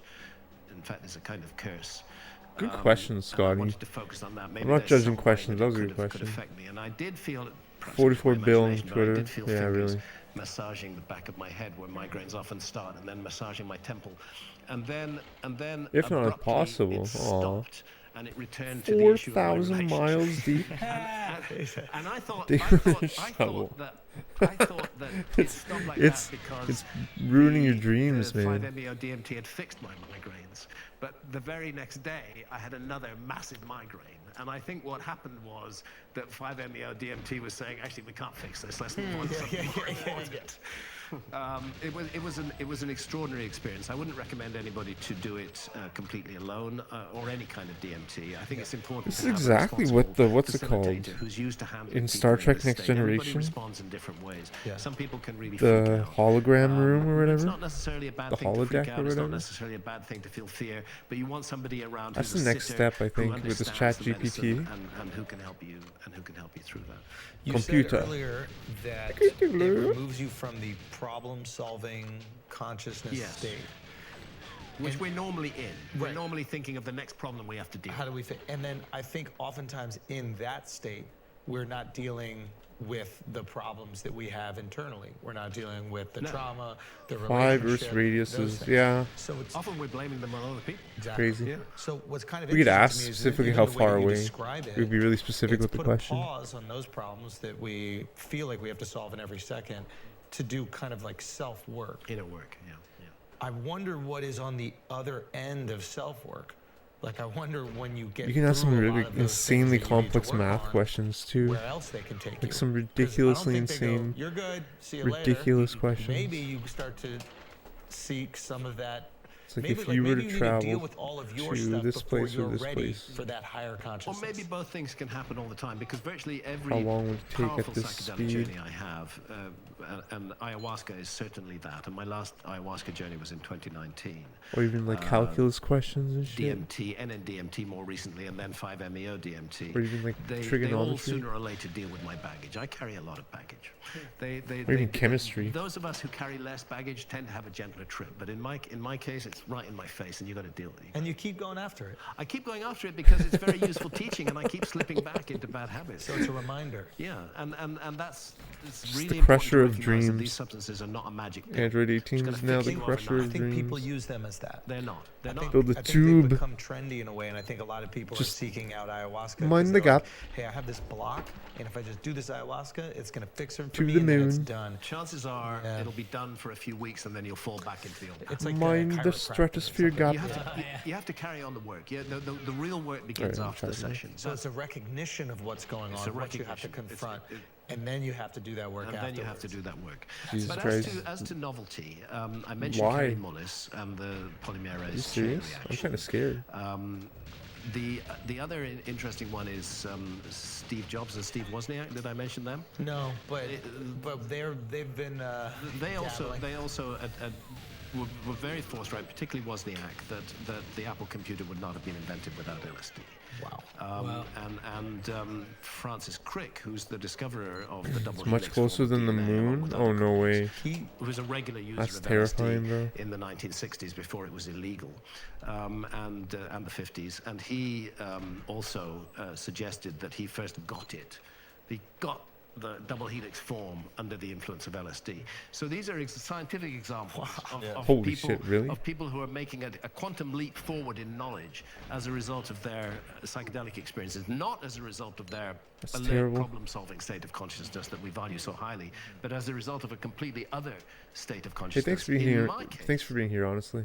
the novelty I got was I was given a novel during 5 ayahuasca sessions in Brazil. I had never written novels before. I always write nonfiction, and I still mainly write nonfiction. But I was given a novel, I was given the whole plot of the novel, and I ended up writing that novel. No. The session was in 2007, I finished the novel in 2010. It was called Entangled. I had no idea that I had a novel in me, and perhaps my readers don't like it. I don't care. I found an area of myself that was new to me, and I was able to... The entire story existed to you. Yeah. Now, explain to me how it existed, like plot, beginning, middle, end, or existed like, character? I saw the principal characters, and I saw the setting. It was 2 young women, one living in the time of the Neanderthals and one living today, who were literally entangled in space and time. And it was the use of psychedelics in both times that enabled them to be entangled, and that they were brought together by an entity that they referred to. Sorry, my critics are going to go wild with this. Just go. They're going to drug shame me forever. But you know, they were brought together by an entity called the Blue Angel, whose purpose was that there's a demon who travels through time called Sulpa, and he's seeking to destroy everything that's good about humanity, and he's doing that in 2 time frames, in the time of the Neanderthals and today. And this Blue Angel entity brings together these 2 young women in these 2 different time frames to do battle against the demon. That was the story that I was given, and that was the story that I wrote. Do you see it like a movie, or how does that present itself to you? I did see it a bit like a movie, yeah. Wow. I did. I saw scenes. I saw my young character from the Stone Age, Rhea, you know, throwing stones very brilliantly at her enemies, and I saw the connection between these two women, and the sense of a supernatural battle of good against evil, against which the human story is played out, and that ultimately we humans always have a choice. We always have a choice between good and evil. It might be at a very small scale, or it might be at a very large scale. Oh wow, At a really? very large scale, it can do enormous You guys know damage so to society much. as a whole. It's a very small scale, it can do enormous damage to us and those immediately close to us. But it was that. I don't know any of this that stuff. happening. Anyway, I didn't have a novel in me before that. I've never tried. Have you seen other works, not just literary works, but film, Because ChatGPT? music, that you've immediately connected to and thought, oh, this is inspired by... Oh, this is really hallucinogenics. fast. This reminds me of an Come on, experience that I had. Is there, it could be a cartoon for children, but, Avatar. right? 100% or no? Arcturians, Yes. But isn't Avatar Glastonbury, from... What Avalon, was or that, Monty the original... people say that... Pocahontas, I think. No. There's like a... almost like an anime thing that people thought it was... I'm not sure. But somebody involved in that story was definitely experiencing altered states Really? of consciousness. Apparently JFK had experiences with It's like, can you really take what it's saying as truth? Again, this is a mistake that our society has made, is to cut us, and maybe it's not a mistake. I don't really do conspiracy theories, but maybe it is a deliberate, maybe it was a deliberate thing back when the war on drugs was declared. It's under, you know. Well, we did a lot of research with psychedelics. Psychedelics lead people to ask All right, I'm questions. using washroom. They I'll don't be back. leave us comfortable with the prevailing order of things, both in Watch the ourselves GTA and King with the way society movies. functions. And we begin to become Heard the critical and news September questioning 1st, in a way that we 2020. might not have been Asteroid before. 2020. And I think that Wow, this was felt to be QG, dangerous. insane. And they Holy were shit. demonized That's with lies crazy. and complete dishonesty. September but they were- 1st, they were- Do you 2020. remember when We were psychedelics watching- were gaining We popularity? were watching like asteroid videos This around is that what, time. 19... What summer? When you say No, gaining I broke my popularity, arm. That mainstream was the summer of popularity. 2021. I don't think you We were could call watching hippies, Asteroid ones. you know, 2020 broke mainstream my in arm. It's so any funny. way. The way that we look back on them, they were the mainstream. Woodstock. Yeah. Yeah. It was like I the couldn't dominant stream or do culture, but anything. I guess they were fringe and odd for the They time. were fringe strange and shock odd, and they almost were passed away. Our enemies and they were washing and feared eat some food. by those rooted Maybe. and grounded in Yeah, I'll mainstream probably take culture. a break. Yeah, now. hippie was a But I mean, I'm still pejorative, streaming. right? It was a You still do pejorative. this chat He's just a AI hippie. shit. Yeah. It's pretty You know, hilarious. it was a negative term. So I guess that we're looking at a shift in human consciousness that certainly began probably in the late 50s and was well underway in the 60s. And had it been allowed to continue, it might well have transformed society in many, many ways. But then it was clamped down upon, and all these lies and propaganda were spread, false stories about how dangerous psychedelics are. I want to be very clear about that. Psychedelics are extremely serious business. Yeah. And this needs to be understood. I do not believe that psychedelics are for children, or cannabis for that matter. I think we'd be much better keeping them out of the hands of children if they were totally legal, and it was accompanied by wise advice. They can also unearth existing psychological issues. Yes, they can. You have to be really dangerous. Yeah, really careful. If somebody's suffering from schizophrenia, psychedelics could be very bad news. So And a lot of people don't know that they have schizophrenia. a lot of people don't especially know. if they're. So there is an element of danger and risk, and this is why a sitter who's deeply experienced with the substance is Sitter is your shaman, essentially. Yeah. We haven't yet invented a word for shaman in Western culture, but we need to. The word comes from Tungus Mongol. It means one who sees. Right. And it was then applied by anthropologists because they found that figure, that person who played that role, was found in multiple different cultures all around the world. And they said, let's just call them all shamans. Right. But the word comes from a specific culture. We don't have a word for that in our culture yet.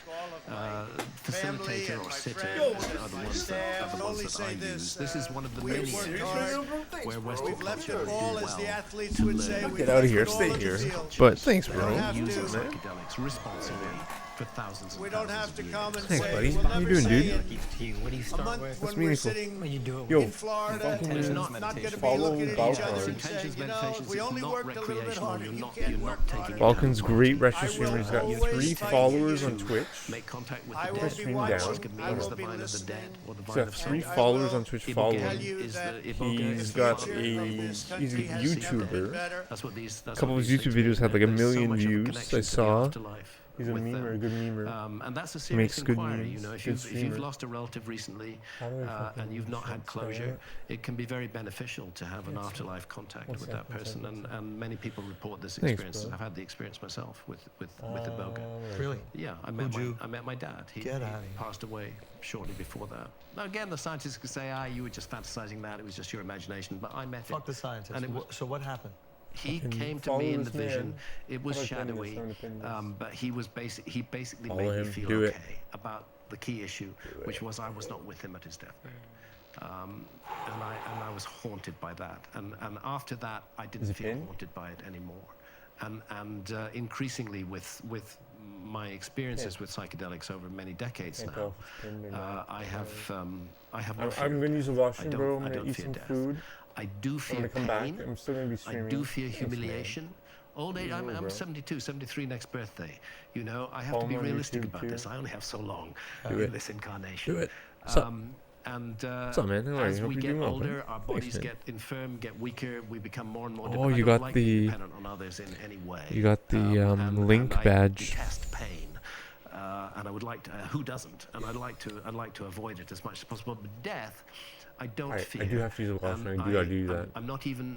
I'll be back though. anxious I'm gonna be about it. streaming into When it the night. comes, I regard it as the next great adventure, and I hope that's what it's going to turn out to be. But who knows? Nobody can. You've done say your definitively DoorDash. Nice. on death. I did Yes, our DoorDash, bro. bodies die.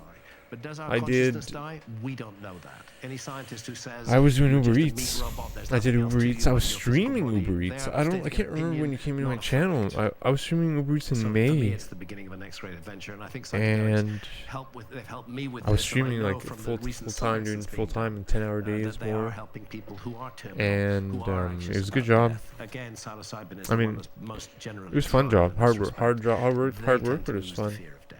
They don't fear it. And losing the fear of death is Nice, buddy. Oh, you're here? there's a Just so you're difference between a chilling? fear of Thanks, death bro. Chilling Saturday and a night? Hell yeah, fear bro. of You might maybe stream later? That's missing cool. out on Maybe. what's going on. Maybe For not. example, like let's say you were to No stress. do some sort of like rock climbing thing with no ropes. Be right back. You would probably be Gotta use the afraid washroom. of dying. I'd be afraid of Oh, falling, shit. and I wouldn't. Look, I regard life as Thank a you, man. precious gift. I am fortunate enough, and so are you, and so are all of us in this room, to have been born in a human body. Yeah. And to have this big brain, and to be able to make choices between good and evil, and to live the experience of life. This is a theater of experience. We will come into it as children. We will go through it all our years. We will be confronted by all sorts of opportunities to learn and to grow and to develop. And I regard that as a gift. So I'm not into taking foolish and unnecessary physical risks. I have taken them when they're necessary. Santha and I both nearly lost our lives more than once during our diving expeditions. We've been into war zones on our research. We've had bullets fired at us.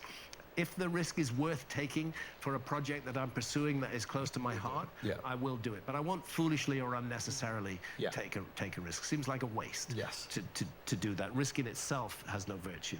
It's necessary risk that has some virtue. But I don't know if that answers your question. It does. It does. Yeah, because I think it's important to have a fear of death. Yeah. And I think as we have more things that we don't want to leave, loved ones, family, the beautiful things that success brings, I find myself going, is it worth doing this stupid, frivolous activity where I could potentially lose out on all these beautiful things that I've been able to get? Exactly, no. It's not. So that's not the type of death. No. I'm fear speaking that to you you don't as a man whose next birthday is 73. And you're like, one of these days, it's going to happen. I mean, in truth, it's the door of death stands right beside us, all of us, every minute of every day. Yeah. It can happen at any moment. Yeah. Whether through an illness or an accident, you can be gone, just like that. But by and large, as you get older, it does get closer. Yeah. And you start to think about these things. And then inevitably, I've thought, well, I don't know how long I have left. But what is clear to me is that I'm not going to hasten my death. But that if it comes, I'm not going to regard it with fear and horror. I want to be as alert as possible and as awake as possible, and I hope to be ushered through the doorway of death with a psychedelic journey. All right, guys, we're going to take a break for a second because, listen, some of you guys did the tough thing during COVID, okay? You paid your people, you pulled your business through the pandemic, and now doing the tough thing could qualify you for up to $26,000 per employee at covidtaxrelief.org, okay? Government funds are available to reward companies with 2 or more employees who stayed open during COVID. This is not a loan, and you don't have to pay it back. This program is complicated, but nobody knows more about it than the CPAs and tax experts at covidtaxrelief.org. You pay nothing up front. They do all the work and share a percentage of the cash they get you. Businesses of all types, including nonprofits and churches, can qualify, including those who took PPP loans. Even if you had increases in sales, you did the tough thing for your employees during COVID, okay? Let covidtaxrelief.org help you get up to $26,000 per employee. Visit covidtaxrelief.org. That's covidtaxrelief.org, covidtaxrelief.org. Now let's get back to the show. All right, guys, we're going to take a break real quick because you need a better wallet. Extra is the world's largest smart wallet brand for a reason. They design innovative solutions to improve the way you carry your everyday items. All of them, right here. Quick card access, look at that, bang.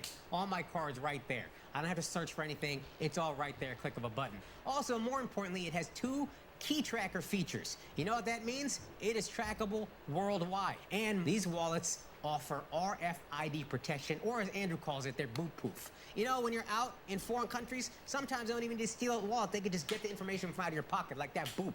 RFID protection, that means it's skim-proof. So if you're maybe in Greece when this episode comes out, this is the wallet that's perfect for you. And more importantly, Flagrant, as always, will hook you up. So if you check out these wallets at shop.extra.com/flagrant, you'll get up to 25% off site-wide with the code FLAGRANT. Again, that is shop.ekster.com/flagrant. You get up to 25% off with the code FLAGRANT. Now let's get back to the show. Are you spiritual? Like, do you believe in God, or are you? I'm not a Christian. I don't belong to any of the mainstream religions. I don't, and I haven't for a very long time. But I think that life is an enormous mystery, and that fundamentally, for want of a better word, it is a spiritual mystery. We're on a spiritual journey here.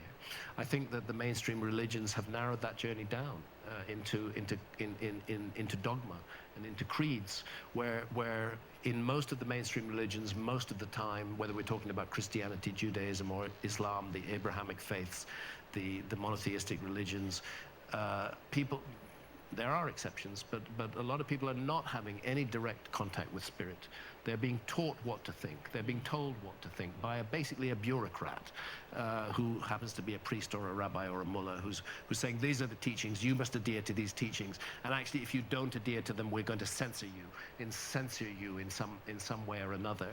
To me, that's no more spiritual than doing business out on the stock exchange. You know? It's just it's an expert telling me what to think, whereas a spiritual experience is direct contact with the quote unquote divine, which is not necessarily some old bad-tempered guy sitting up on a cloud. Far from it, as a matter of fact. That is not, in my view, that is a misrepresentation of what spirituality is. And we could get into all kinds of controversial areas here. I don't know. Have you been in direct contact with a higher power through your experiences? Yes, on psychedelics, I've particularly on ayahuasca, I have felt the presence of the entity that I call Mother Ayahuasca. And felt the mother. I felt the mother, and I felt her teachings, and I felt grateful. What was that like? In the most compelling case, she took the form of an enormous serpent who wrapped herself around my body. Serpents always coming back to They're serpents. always coming back. And Mother Ayahuasca often takes the form of a serpent, sometimes takes the form of a jaguar, sometimes takes, not the motor car, the puma, and sometimes takes the form of a human being. Was there any fear? The message was, no, I didn't feel fear. I felt serpent enormously. was wrapping around? No, I felt enormously comforted. And again, I got a message that I've had many times: is that you won't be good at giving love to others if you don't love yourself. If you're constantly hating yourself. And I've gone through long periods of my life where I have felt very negative about myself. So that, you know, that was a positive experience for me. I would say every experience I've had with ayahuasca has been positive, even the most challenging ones. Yeah, what was the terrifying toughest? The toughest experience I hesitate to share this. In ayahuasca group, when you're drinking with, say, a dozen other people, there becomes an element of telepathy or communication that can take place. And it happened that I was in one group where it turned out later, we got the facts later, that was one individual who shouldn't have been there. In ayahuasca, there's a tendency for you to lower your barriers. Your heart opens. You're very vulnerable to other people. And unfortunately, and this is a phenomenon that I would warn anybody of who's drinking ayahuasca in the West today, or anywhere as a matter of fact, is that there are people who are using that vulnerability to gain psychic advantage over you. And it was the feeling, first of all, it happened to my wife, Santha, who was beside me, and then it happened to me, of an individual trying to enter our heads and take control of us. And we learned more about him the following day, and it turned out he'd been there the year before, had done exactly the same thing. We didn't know that at the time. He seemed to have developed some sort of psychic power. And when we questioned him about it, he said, I'm this basement shaman.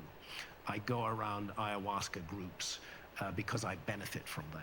And what he meant by benefiting from them was, basically, I'm a psychic vampire. I draw people's energy. I take it away from them. So these dangers can occur, and that's where a good shaman will stop that happening. Wait, how What can did the he- yeah. ayahuasquero do? In this case, he did not do anything. It was most unhelpful. But I think he's learned greatly from that experience. But how Not happening. does the ayahuasquero know that is happening? Well, that's something where you have to tell them. And in this case, my wife Santha did tell the ayahuasquero, but he did not. He said, this person is trying to enter my mind. Yeah, They're trying to take from me. Yeah. And there's a natural tendency to assume you're making that up as well. And you're lucid in that moment. You're lucid enough to describe what's happening. Yes, yes, you can often be lucid during an ayahuasca journey. You're speaking English to that person. There's Yeah, you can be, you can be. And the person who is entering the mind, is he sitting in another area? Is he hovering over He was you? on a bed, not a bed, a mat on the floor, just 2 or 3 people away from us. And we were not the only people who he affected. He affected other people in that room, and there was a gentleman in that room who literally fell down the stairs from the ceremonial space to upstairs trying to get away from him. It really got very, very, very dark. Did everyone confront him I think I afterwards? described it in a lengthy article on my website. Yes, 2 days later he was asked to leave because he kind of said, I do this. I benefit from the energy of others. And then what type of energy is he getting? Like, how is he benefiting? Yeah. In the case, I can tell you particularly in the case of my wife. My wife, Santa, and I are both the same age. She's 73 next birthday as well. But Santa looks a lot younger. I look my age. You look great. But Santa looks a lot younger, and he focused on her. He homed in on her when he asked her age. And she told him his age, and he said, "You're that young." And that's when he focused in on her. It was like she had some energy, and she does, that was energizing her, and that was making her a fantastic grandmother and a fantastic mother and the most wonderful wife on the planet Earth. But she has that energy within her. Tried to absorb He wanted that energy. Did he ask her that energy. verbally? And she got no, he did not. What he did was, at a certain point when we were gathering to drink the brew, he put his arms on her shoulder and blew in her face like that. Now, in Amazonian shamanism, the breath can be used for different purposes, and one of the purposes can be used for attack. They fire things called virotes, psychic darts, at another individual. Again, only people who've worked with ayahuasca will really get this, and a lot of your audience will not get this, and they'll think Hancock's a lunatic. But I'm just reporting to you what happened. Not only was she psychically damaged by this attack, but she also became physically ill after the attack. Wow. She developed shingles. She still has shingles as a result of that, would crop up again and again on her back in exactly the place that one of his hands touched her. Wow. Oh. So it's just Okay, this is great. Hold on. So there's a physical manifestation of an emotional and spiritual experience that Yes. she had. So if that can happen within your body, why can it not happen within anybody else's body? Why can it not happen outside of our bodies?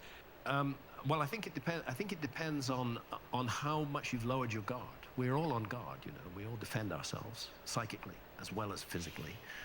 But this is the danger of the ayahuasca state, that your heart opens. So maybe there's an argument to be made for, let's say that there was this war on drugs, right? Maybe they saw it as something that was too vulnerable to be handed out to the masses without a way to, if we're giving them the best case scenario. Sure. Yeah. I don't think that we want to treat the theys, whoever the people in charge is, with best case scenario, but this is a very vulnerable situation. You use people, you're seeing a perfect example of somebody using it for nefarious intent. Yeah. Imagine the average person doing it on a Friday. I spoke to a but everyone have more psychologist that fun. does 1 second, psychedelic therapy, and he even We're gonna be reported in here a for clinical hours. trial these telepathic sort of revelations. wow. It's very That common. even in a clinical trial inside like an actual medical room, there was a person on, I think, high-dose ketamine or high-dose psilocybin, I can't remember, and the clinician that was observing them basically thought about their dog at home. This is a purely anecdotal example, but thinking about their dog at home, like, oh, did I go let the dog out? And then the patient that was on high-dose ketamine took the shade off, took off the headphones and said, I'm thinking of dogs or whatever, and was sharing effectively the same vision that they were thinking, even though only one of them was on high-dose psychedelic. Okay, so here we go. surprisingly common. Real quick, right?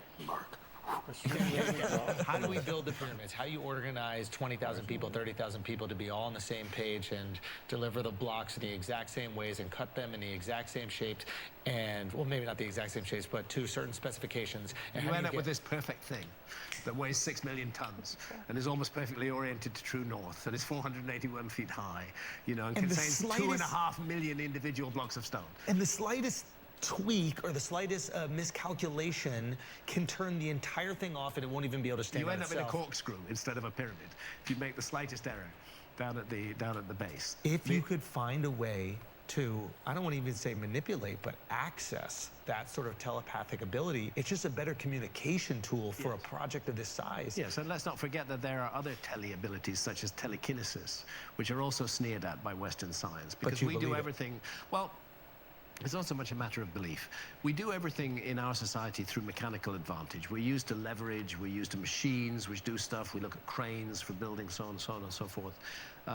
It may be that there are innate human abilities that we're not, that have actually lapsed in our society, but that are still there. And this is where, again, to those who sneer at such ideas, I would say take a close look at the work of Rupert Sheldrake. Rupert Sheldrake is a scientist, and he's done a great deal of work on telepathy. For example, this may sound trivial, but dogs who know when their owners are coming home.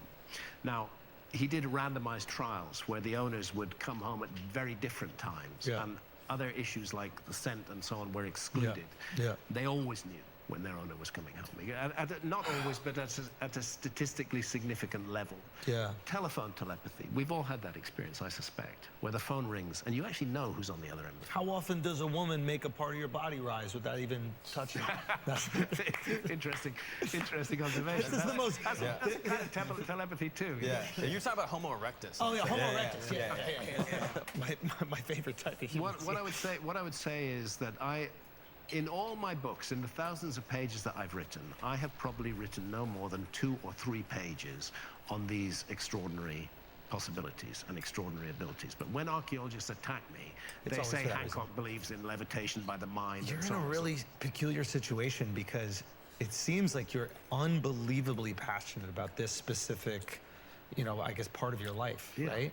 Yeah. But writing about it, even speaking on it, I even can tell as we're talking about it right now, you're like, people are going to use this to discredit this other thing that I've dedicated my entire fucking life to. Oh man, what a tricky situation. It is a tricky But we don't do it to other people. Right? Like, we don't look at Wozniak and be like, your computers aren't good because right? No. You should have just invented Apple, that's dude. That's because there's a narrative about the past which archaeology tells, and it's supposed to be a pretty much straight line evolutionary story, It's much easier to digest like that, through early agriculture to advanced industrialized societies, and the notion that there might have been a lost civilization, that we might have forgotten the whole episode from the human story, is very threatening to that narrative. And it's particularly threatening when it appears on a major platform like Netflix. I've always been attacked for my work since I published Fingerprints of the Gods in 1995, but the level of the attacks and the character has ramped up enormously since the Netflix series. It's also sorry to cut you, but it's not like it's like a validation. It's like Netflix putting the stamp on this makes people go, oh, this must be true. Right? If it's on YouTube, it's like, oh, that's that guy. Exactly. Yeah. Whereas I try to make clear throughout the series that I'm expressing my personal views, and that I don't claim to be 100%. I'm not saying this is how it was. I'm saying this is how it could have been. There's a difference. There's a part of this, and I want to get back to this because I'm really fascinated by this, but there's one part of the Netflix series that I actually was really excited to talk to you in person so you could explain to me. When you were talking about the difference in the color of the bedrock, I think you were in Mexico, was it? New Mexico. Oh, it was New Mexico. We were at... there was like a line that showed that's the Younger Dryas boundary. And it was at Murray Springs in New Mexico or Arizona. Pretty certain it's New Mexico. It was at Murray Springs. I was with one of the scientists from the Comet Research Group, Dr. Alan West, and he was showing me the Younger Dryas boundary. Well, it's about the width of a human hand, and you see it running all the way through this draw. Now, we see it at all because there was a flash flood which cut the draw down, and the sides are exposed. It was always there, but you wouldn't know it was there unless the land had been cut and opened up as it was. And this Younger Dryas boundary contains charcoal from wildfires. And wildfires are what you expect when you have a bit of a comet air bursting up above you. It has platinum, which is very rare on planet Earth. It has iridium, which is even rarer. Yeah. There's the Younger Dryas boundary at Murray Springs. There it is. It contains shocked quartz, evidence of quartz that's been melted at temperatures of more than 2,000 degrees centigrade. It contains carbon microspherules. Yeah, they call it the black mat. It's not only found there, it's found all around the world. It's found in Belgium. It's found in many different sites in America. It's found as far east as Abu Huraira in Syria. This was a global event. Got you. And it wasn't one object hitting one place. Comets have a habit of breaking up into multiple fragments. Excuse me.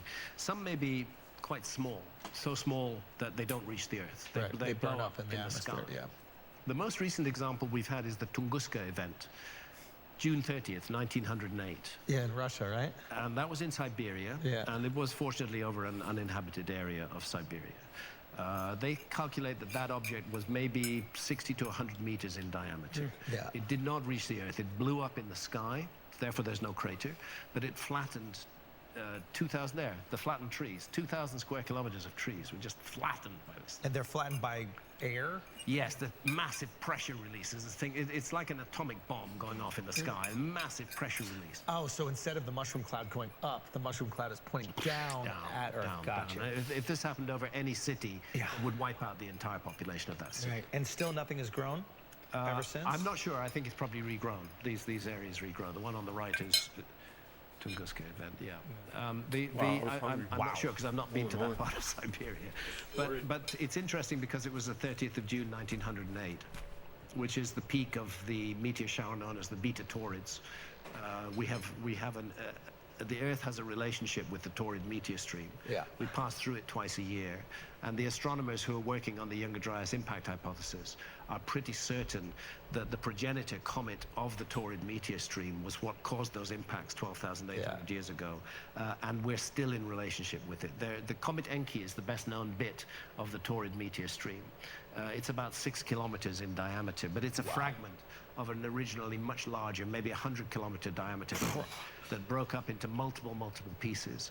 And many of those pieces hit the Earth or air-bursted around 12,800 years ago and caused the onset of the Younger Dryas. I'm not saying that as a fact, I'm saying that is the Younger Dryas impact hypothesis, documented in probably 100 scientific papers. Can you bring up that image that you sent me about the asteroids or the comets that have hit Earth? It's time to get this thing in time. Mark sent me this picture. I believe it was you, Mark, that sent me it. And it was, these are the, he sent me this picture. And here are the comets that have hit Earth. And I just looked at it, and I thought this was, doesn't it? but wait, and I thought this was throughout history. This is since 94? Right. 1994? Yeah. Yeah, it's like the universe is telling us to wake up. Rogan said, we exist in a shooting, we live in a shooting gallery. Yeah. It's a matter of time. It's a matter absolutely of time. a matter of time. And particular attention needs to be paid to the Taurid meteor stream. Because we go through it twice a year. No matter we go what, through it in late October, early November, and we go through it in late June, early July. And it's 30 million kilometers wide. It takes 12 plus days for the Earth to pass through it on its orbit. Yeah. There are large objects in it. There are many small and harmless objects in it. Yeah. It's only a matter of time before we Going through it right now. have an encounter.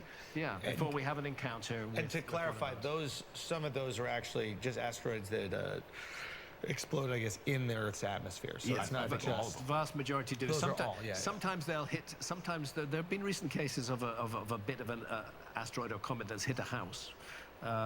Really? Yeah, there have been 2 recent cases this year. Yeah, there was a woman in Alabama that was hit by a large asteroid that left a bruise on her leg.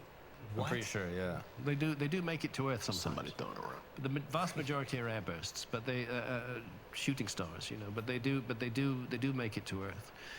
So we are in a cosmic shooting gallery, and attention needs to be paid to it, and not because we have to live in fear of gloom and doom and our planet is going to be destroyed, precisely because we have the ability and the technology now to do something To about avoid this. it, yeah. If we pay attention to it, rather than paying attention to all the shit we are paying attention to, like making war on each other and investing vast quantities in weapon systems to kill one another on an enormous scale.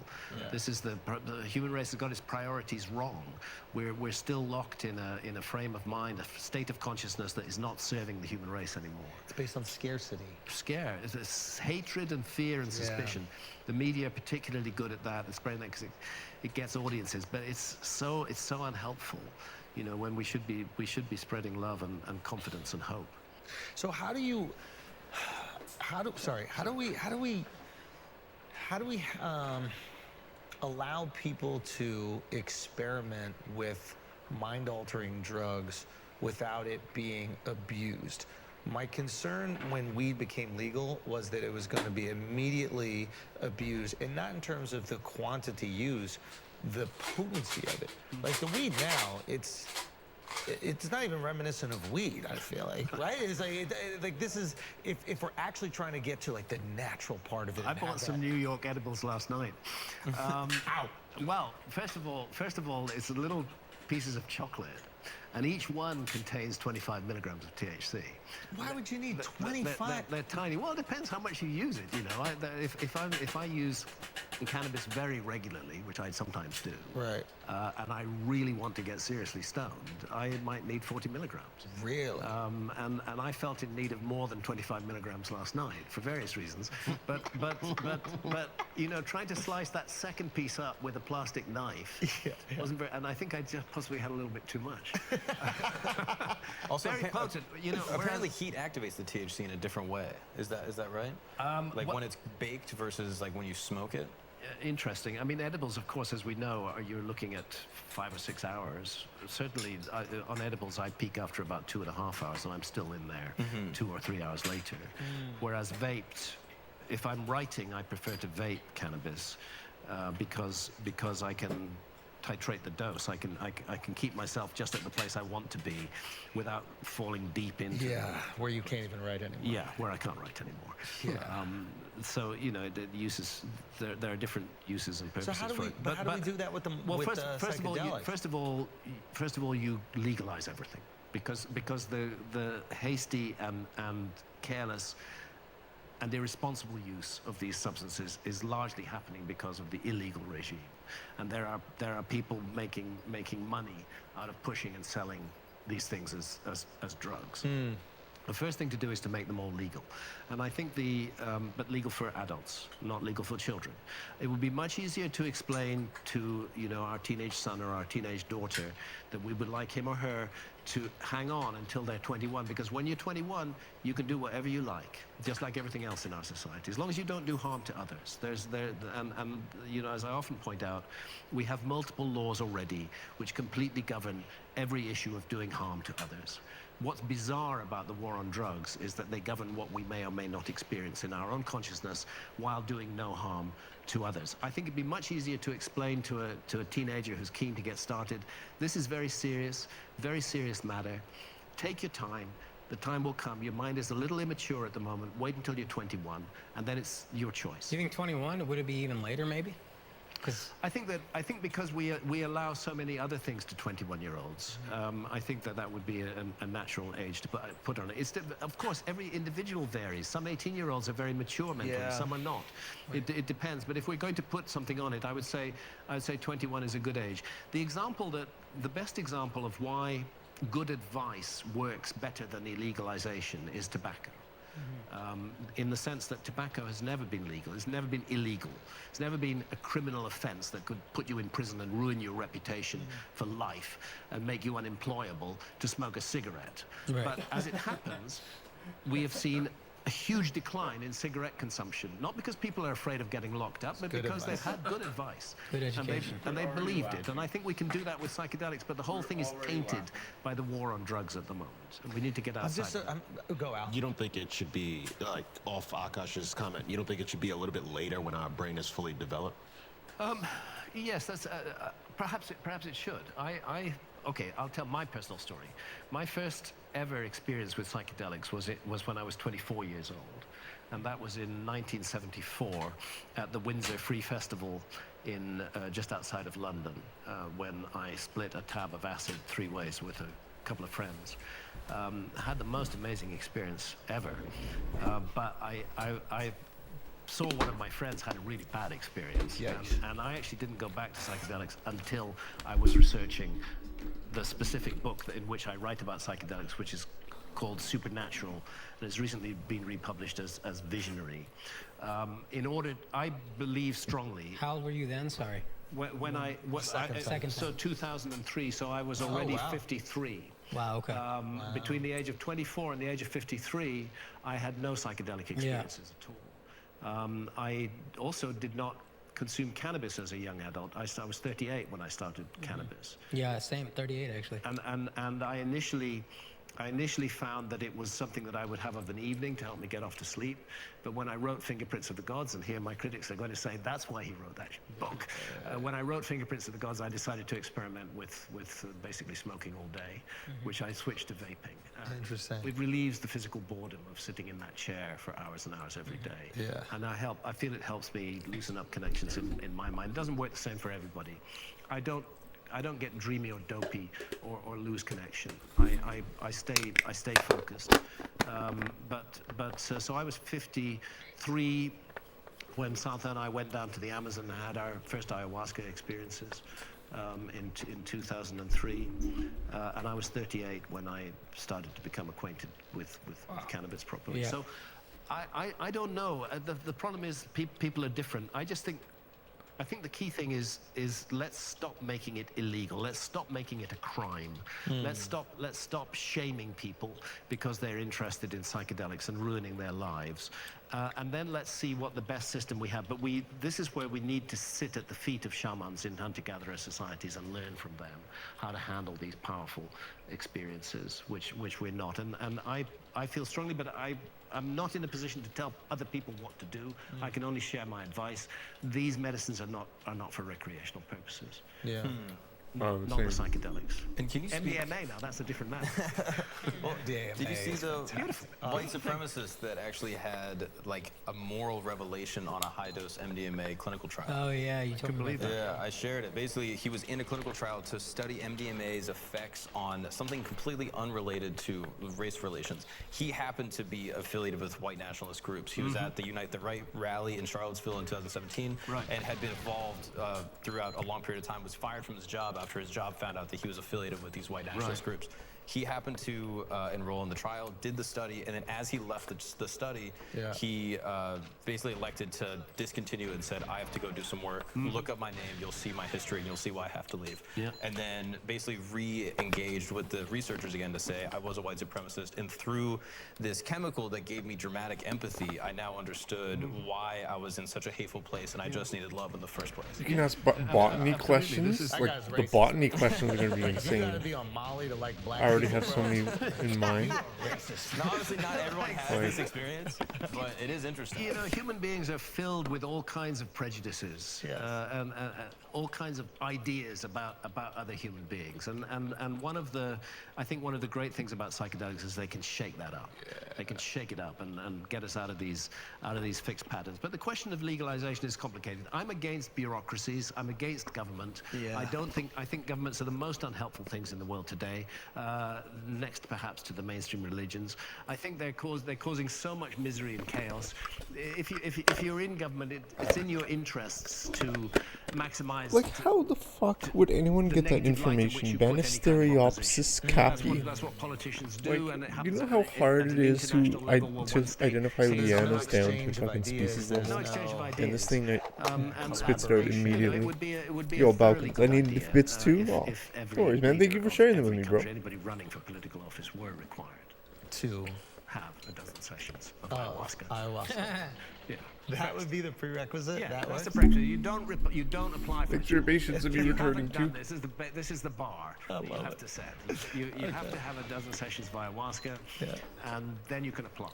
Yeah. Or if you just gave the alt-right Molly, that would probably help a lot. What is a Molly? The alt-right Molly is MDMA. MDMA. Oh, it's MDMA. I didn't know it is. It's also called ecstasy. Sure, man. Ecstasy. Yeah. Oh man. Yeah, we've had some. Well, this experience I, You know what I had with MDMA was You know quite what extreme. made Okay, me, so my when channel you grow first tried was You've never had it speed before. running. You are familiar It's with not quite true. I had it once at Burning Man. You can get to like speed running Yeah, a game. years When did you ago. go? Sometime in the You can grow your 2000s, community, late- I think, a maybe lot 2007, quicker some- on somewhere Twitch. around- Twitch I don't is know, really I don't crazy. remember That's how. exactly. We go. So I had you know I had like 3 followers for a bit, and then played Goldeneye, and then I was really lucky. A person named Dynamics DJ, he was in my chat. He told me how to speedrun and how to join a community and everything.